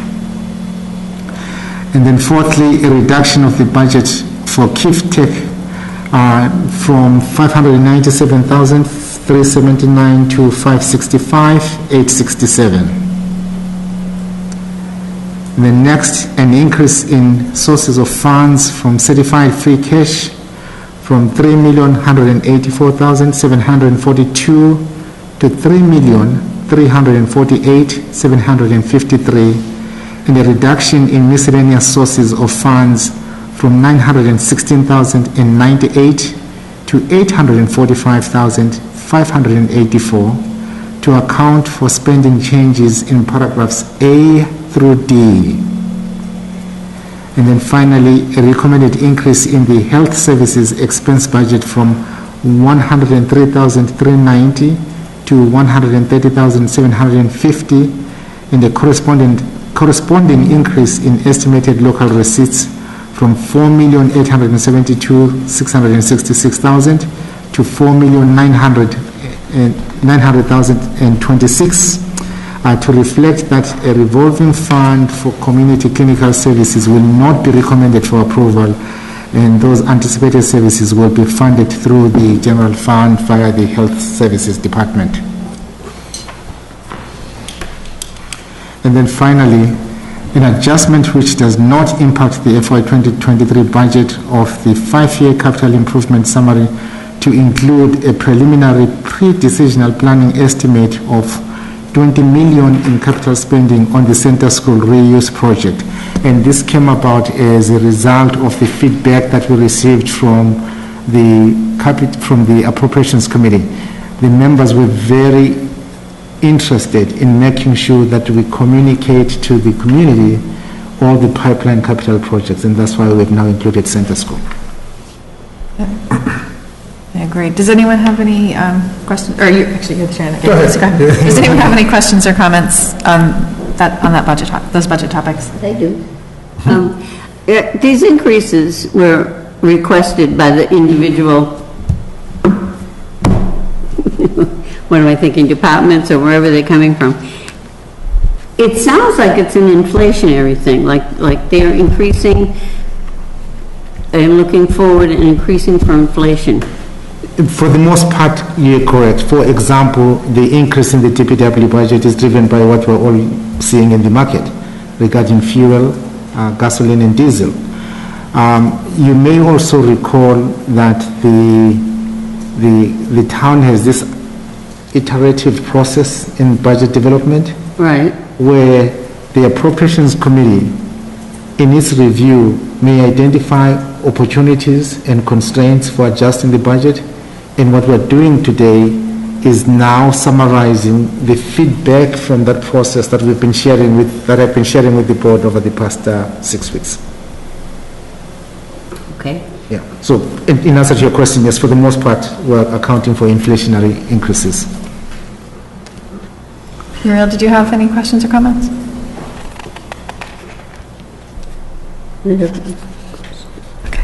I was just going to add, I do think that's a good idea to put some kind of placeholder for Center School in the 5-year capital plan, with the idea that a lot more communication is going to happen and people are going to weigh in on the various options after the RFI went out, and you've received responses, I presume. Yes, in fact, that's another opportunity for us to communicate to the public that there is this project called Center School. Decision may not be required at this town meeting relative to the 20 million, but in future be warned that conversation is to okay with the community. Yeah. I'm sorry, I missed your food. And I don't really have a question on that budget. I really appreciate the detail that Mr. Kamala provided. But I did have a question when you brought it up, when you might be hearing the details about the RFI results. Yes, in fact, sooner rather than later, we are working with the Permanent Building Committee to prepare for its appearance before the Select Board to explain the next steps. So after So town meeting? after town meeting, most Okay, likely. so in May or June or something. Okay. So my only comment here is that it seems as though this has been, there've been a lot of moving pieces right up until the last minute, and I want to thank you for the tireless effort in presenting this budget, given all the moving pieces, Eversource appeal, the fire engine, and then insurance coming through. So I think we did a fantastic job. I like the center school piece in this. Kind of gives us a view forward, which is, I think, exactly what we need to be doing here. I'm sorry, through the chair, I have another question. The memo you sent us, starting Eversource, are we putting back into people's budgets money that we took for the overlay? That has not actually happened. It has not? It's a promise that was Okay. made to us. It's Eversource. Does it look promising? It does look promising. Elaine and I were in a meeting this morning where, yes, it was confirmed that. Okay, good. Through you, Mr. Chair, I was wondering about the overlay. Can you remind me the total that's in the overlay? The total in the overlay, I believe we raised it to, if you give me 1 second, I'll have that information for you.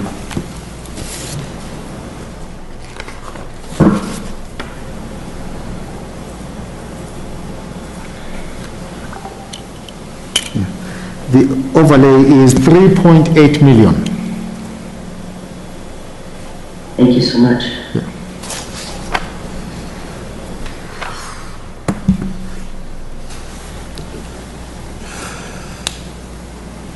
Okay, you don't need a, do you need a vote or a motion? Yes, through the chair, respectfully, I'm requesting the board approve the budget revisions as outlined in the town manager memo that was included in the packet. So moved. Second. Okay, we have motions been seconded. Any discussion? Hearing none, roll call vote. Amy Rodenbush, yes? Ted Stone, yes. Lafreniere, yes? And Rafanis Rule is a yes as well. Thank you. Thank you. So next up is the 2022 annual town meeting. The board will consider the following items regarding the May 2nd, 2022 annual town meeting. Number 1, location. Number 2, finalizing and voting to sign the annual town meeting warrant. And number 3, taking positions on articles and reviewing draft motions. Location. The traditional location of the annual town meeting has been at the middle school auditorium, and it's being recommended that we consider holding it at the field house at the high school this year. The field house is larger, so people can spread out, and it has better ventilation and airflow. And this is all in response to the continued presence of COVID-19. Board members, any thoughts on the location?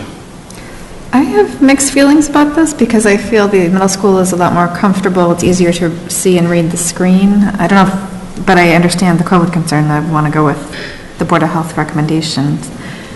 Is it possible to have video screens closer to the audience if we're at the high school? Just concerned about people with vision issues. I don't know. That's a good question. In fact, we'll have IT look into that. I remember too, the last time we had a town meeting in that venue, the screen was up there, and we will talk with the schools to make sure that we have screens that people can. Okay, and you will still have devices, hearing devices for people who can't hear very well. Again, the bigger the space, the harder it is to hear and see things, so Yeah. we'll have listening devices. Yeah, and for the board's information, we've already started talking with the audiovisual company that assisted last year, and we're hoping that they can assist also in terms of ramping up on the audio and video quality. Stetson? I'm good. Joe, Lafreniere? Yeah, anything's better than outdoors in the field, so. It was really cold last year. It was really cold.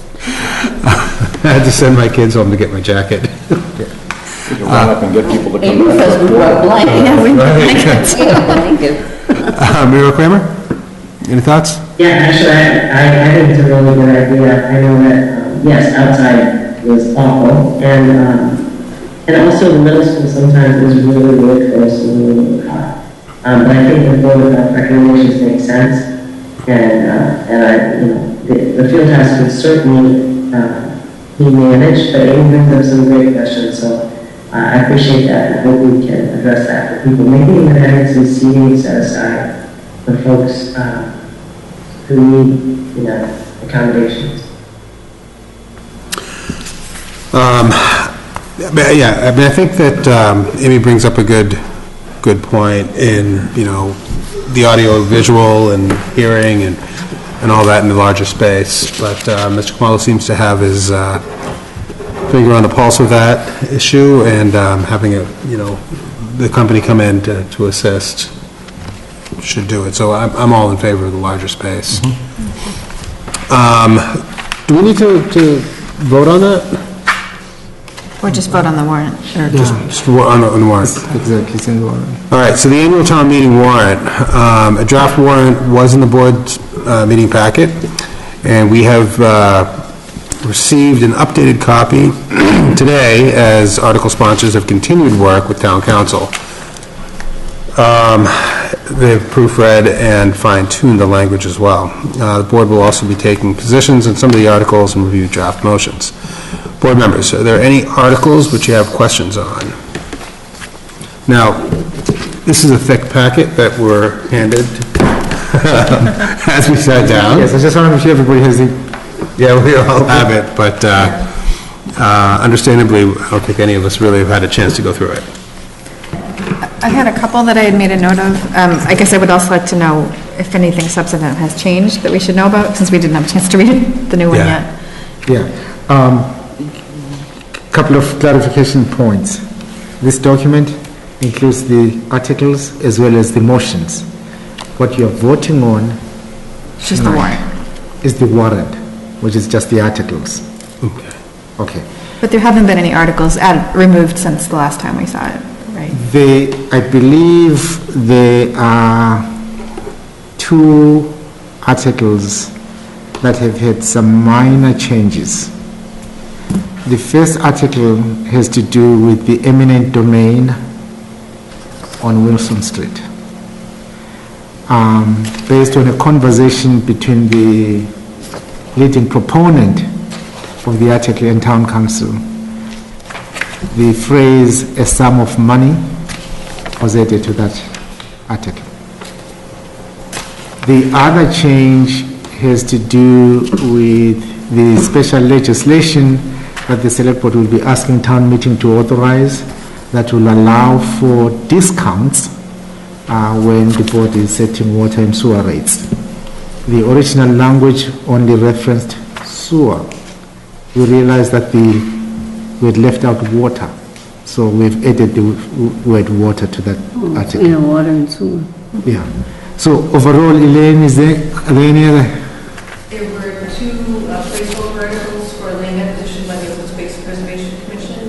So they removed one of those, and the other one is for the Conroy property, which is also one of the CPC articles. So it's a fallback article. Okay, so the Conroy property is still in? Right. Okay. Okay. Mr. Tedson, good?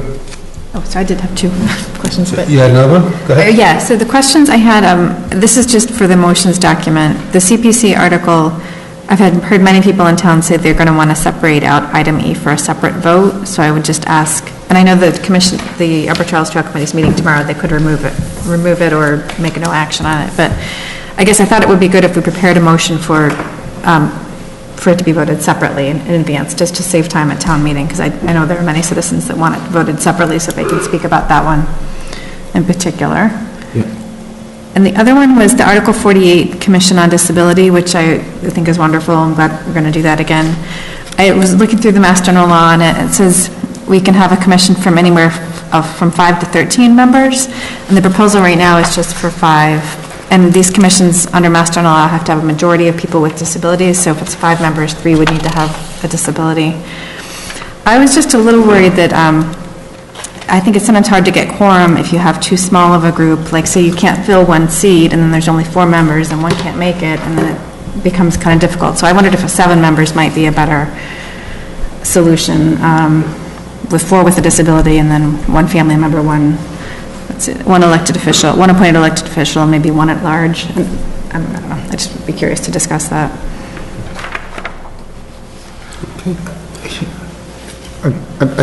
Through the chair, it's up to the board to decide on a recommendation.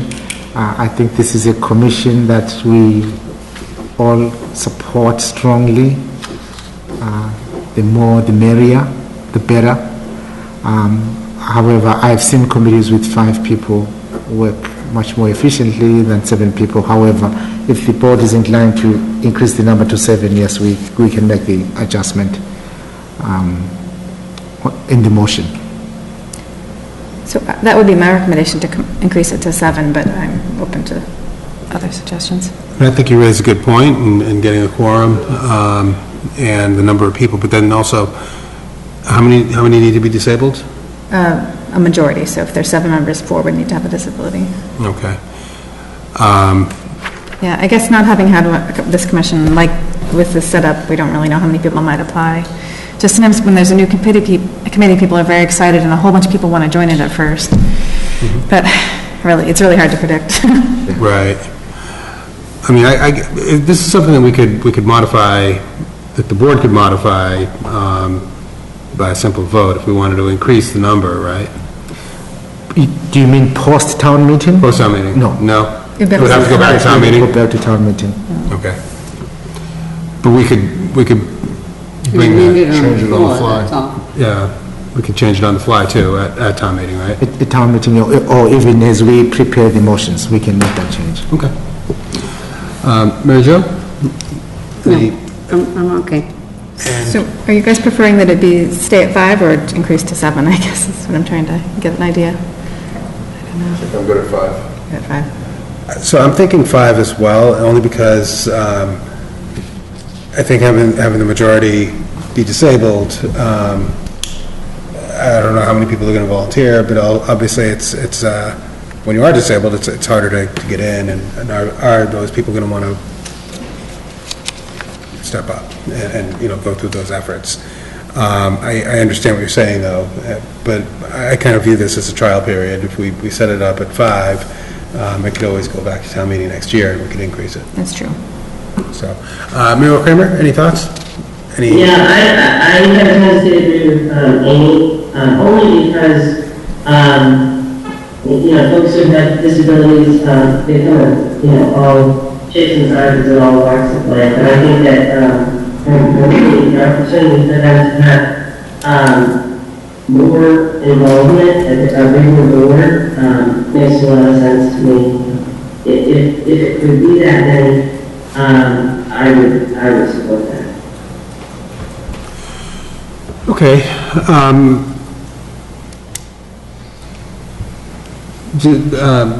She said she had nothing. Sorry? Mary Jo had nothing. Okay. So, anyone want to make a motion? I guess I'd make a motion to increase the size of the Commission on Disability to 7 members, with 4 having, yeah. Okay, we have motions been seconded. Any discussion? Hearing none, we'll take a roll call vote. Amy Ridbush? Rita Bush, yes? Ted Snow, no? Friendly, yes. Muriel Kramer? Yes. Irfan Nasrullah is a no. So that passes. It's going to be increased.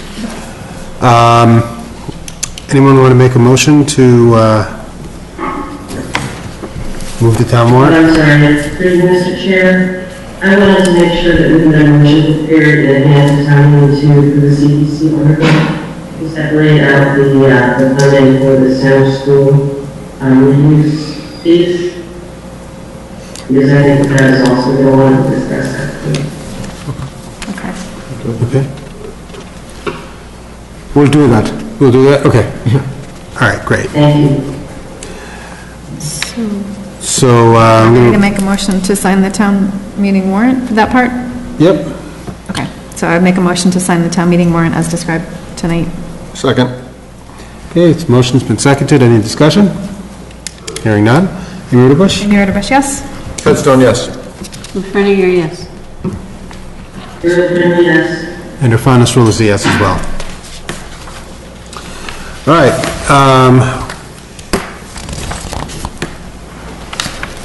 Take positions on articles and review motions. Articles in which the board must take positions before the annual town meeting. It's a long list. It sure is. Mr. Chair, if I may. Please.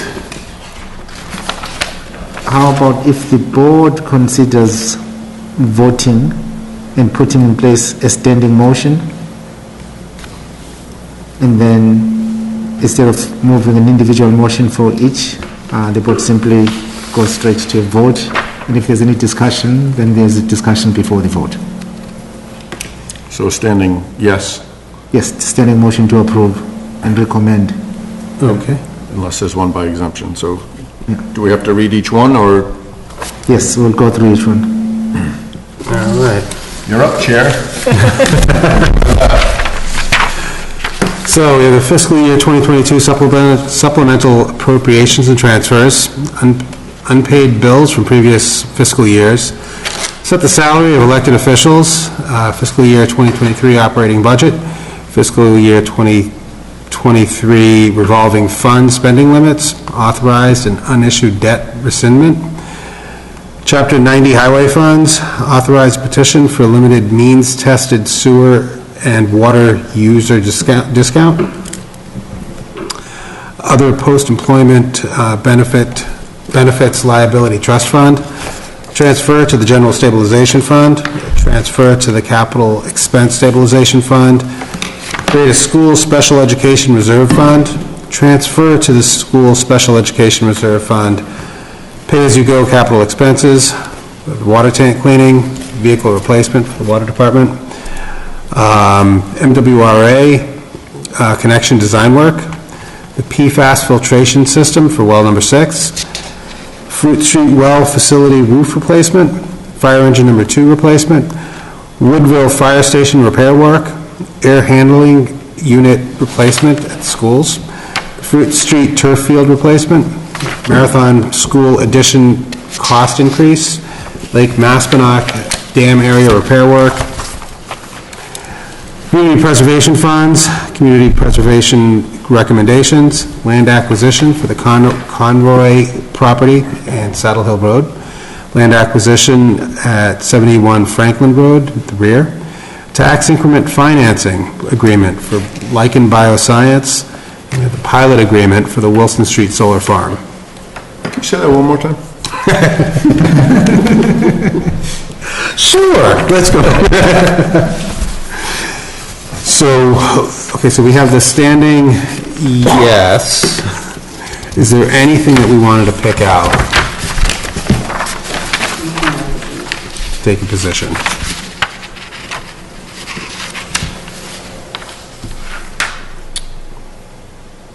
So I think we've all been through this. We've all seen all of this. Yeah. And we've all voted on it. And so none of this should come as a surprise. If there is something that we want to kind of look at now. So the community preservation recommendations, even though those are not our articles, they're put forth by the other committees, do we have to take a position on them? Is that... Established practice, yes.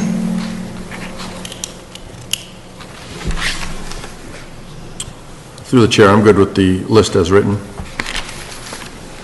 There's been, just as I look through the list, I don't see anything that's been added. Yeah, I mean, there's nothing new. It's all through, and we've all vetted vetted everything. So yep. So I'm good with the list as written. Okay. I just think. Can I ask through the chair, what is the process if we're yes on the some and no on others? On the what? If we're yes no on on some and no on others. Yeah. So we would pick those. Go ahead. That's right, you're correct. We would pick out the ones that we're no on, and that would be we take a position of no. We vote to not move it. Not necessarily. We would have to discuss them. Well, yeah. I mean, yeah. I guess, so the community preservation item E, the campus trail connector, it sounds like that might be removed tomorrow by the committee, but I'm not particularly comfortable supporting that one yet, because the community seems very divided on that topic right now. So I don't know if I'd want, but if you all wanted to move forward. Which one was it? I feel similarly on that one, it just isn't quite ready. I feel similarly on going for the center school money before we know what the plan for center school might be. If I may, the board should defer taking any action on this, on the CPC articles until your next meeting. Yeah. That makes sense, because we'll have a little more clarity at that point. So we'll know more about the trail connector, the campus connector by then, okay. Yeah, I mean, that makes total sense, but I also wanted to add, I mean, this is also something, this is what we're moving to town meeting, and then town meeting is going to vote on it, so. Right, but the If- select board's recommendation has standing, or has, Pardon me, Muriel, one more I'm time? sorry, I didn't mean to speak over you. It's whether or not we individually as select board members support the different articles. Right. Well, I think it's more whether the select board as a whole supports the Recommends, article and yeah. recommends, yeah. Yes, indeed, but in order to find that out, we all have to individually vote. So, I mean, are we okay with carving out, as Mr. Kamalo suggested, the community preservation piece and vote on that at the next meeting? It's community preservation and what else was it? Yes, 31 and 32.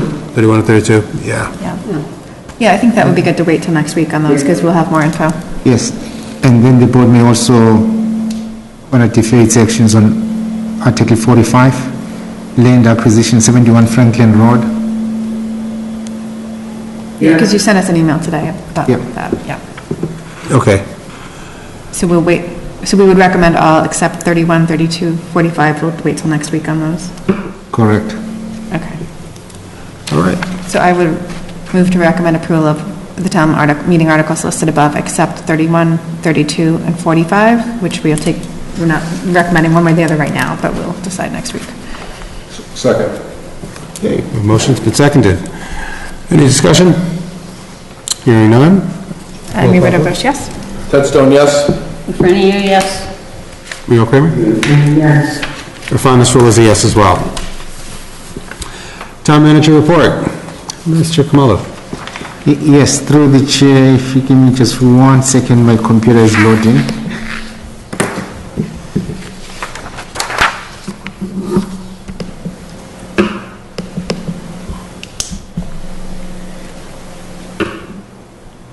Well, my computer decided to have its own mind. I will explain the request from the school department.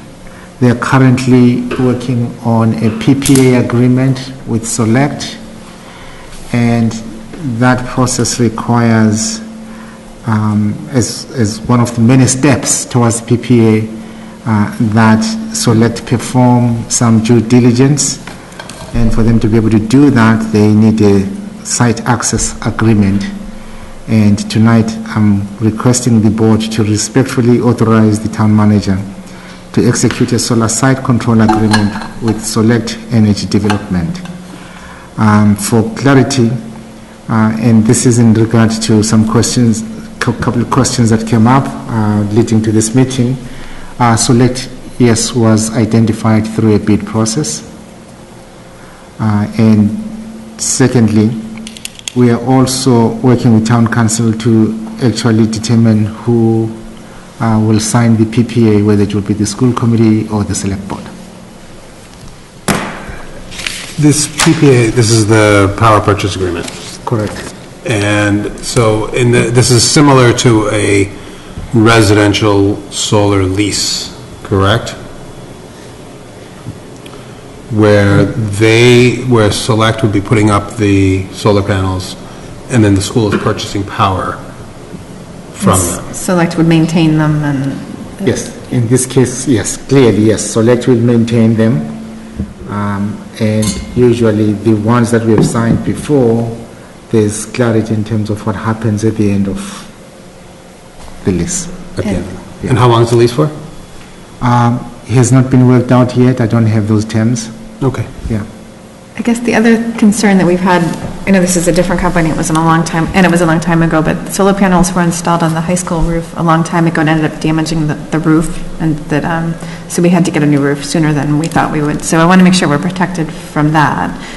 Hopefully the methods of installing have improved since then. That's a good point. Every time I walk to the police station, I look at those panels. Clearly, the method of attaching the panels has since improved and changed. There will be no penetration into the roof. Okay. Excellent. So you request a motion to authorize the town manager to execute his solar site control agreements with Select Energy Development LLC relative to photovoltaic projects at the Marathon, Hopkins, middle and high schools. So moved. Second. All right, we have a motion been seconded. Any discussion? Hearing none. Yeah, I didn't actually get a chance to ask the question before, which is totally fine. I think this is what was coming. Can you, Mr. Kamala, can you just share with us in the public the relative benefits of leasing versus owning? I know that there's some conversation about wanting to own our own solar panels. Yes, in general terms, first off, we were looking at the cost of actually putting the project together. When we're owning, the taxpayers bear that cost. And I believe, don't hold me to it, I think the numbers that were being discussed were between $6 and $7 million. Whereas if the power company is leasing the roof, the town doesn't have any upfront costs. And then the second issue is on the benefit side. If the town owns and operates the power production process, the benefits 100% come to the town, but there is a carrying cost. When we looked at this, what came to mind was, number one, we're not structured to be a power company. We don't have people who will do this work. We don't have the expertise. And then secondly, we also looked at the overall budget situation for the town. At a time when we're looking towards, as we discussed tonight, other large capital projects, the school, center school, public safety facility, I felt that this was not the time for the town to be spending $6 million when we're going to be going back to the taxpayers and asking them to fork out an additional perhaps $1,000 above the taxes that they're already paying for these capital projects. And then last but not least, we all know how Massachusetts has been tightening the laws around how we decommission projects similar to solar projects. There is a cost that comes along with that, and in this case, the town won't be bearing that cost. It will be borne by Select. Mm-hmm. So overall, big picture, those are the considerations that I took into account. Thank you so much. Okay. Muriel, I didn't mean to skip over you. Did you have any other comments? Okay, thank you. So we'll take a roll call vote. Amy Rodenbush, yes? Redstone, yes. Frenier, yes. And our fond Mr. is a yes as well. Anything else from the town manager report? Yes. We received a resident request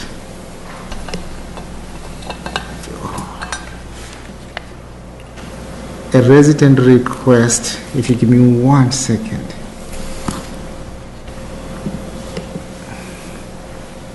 Regarding the several projects in town having to comply with the dark skies regulation.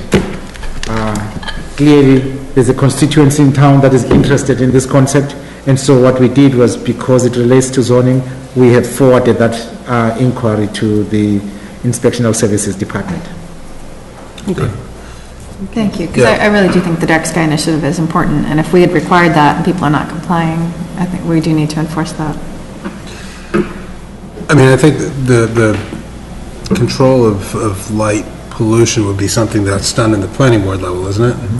I think that the petition was that the planning board had imposed these conditions and they're not being followed now. Okay. Maybe they were when they first built, the facility, you know. So then Department of Inspectional Services is the right Can one go to be. check, yeah. Yeah, building inspector is the one supposed to be checking Similar that. to noise, we've sent out meters to measure noise in neighborhoods where there was a problem, and this is light. And, We not the selectmen, we. no. Inspectional services. Inspectional services. This isn't an issue for us. I think in some cases the fire department did it. Yeah. I think almost every project we approved for planning board, we required dark sky compliance. Yeah. Again, preliminarily, there's a feeling that perhaps some of the expectations on the part of the residents, i.e. items that they believe these companies should be complying with, are actually not regulated. Okay. But again, that's the preliminary review, and a more Okay. detailed review is being done by the Inspectional Services team. Okay, but if they'll look into it, I think that would be great. Yeah. Okay. Anything else? That's it for now. Getting ready for town meeting. Yeah. Yeah.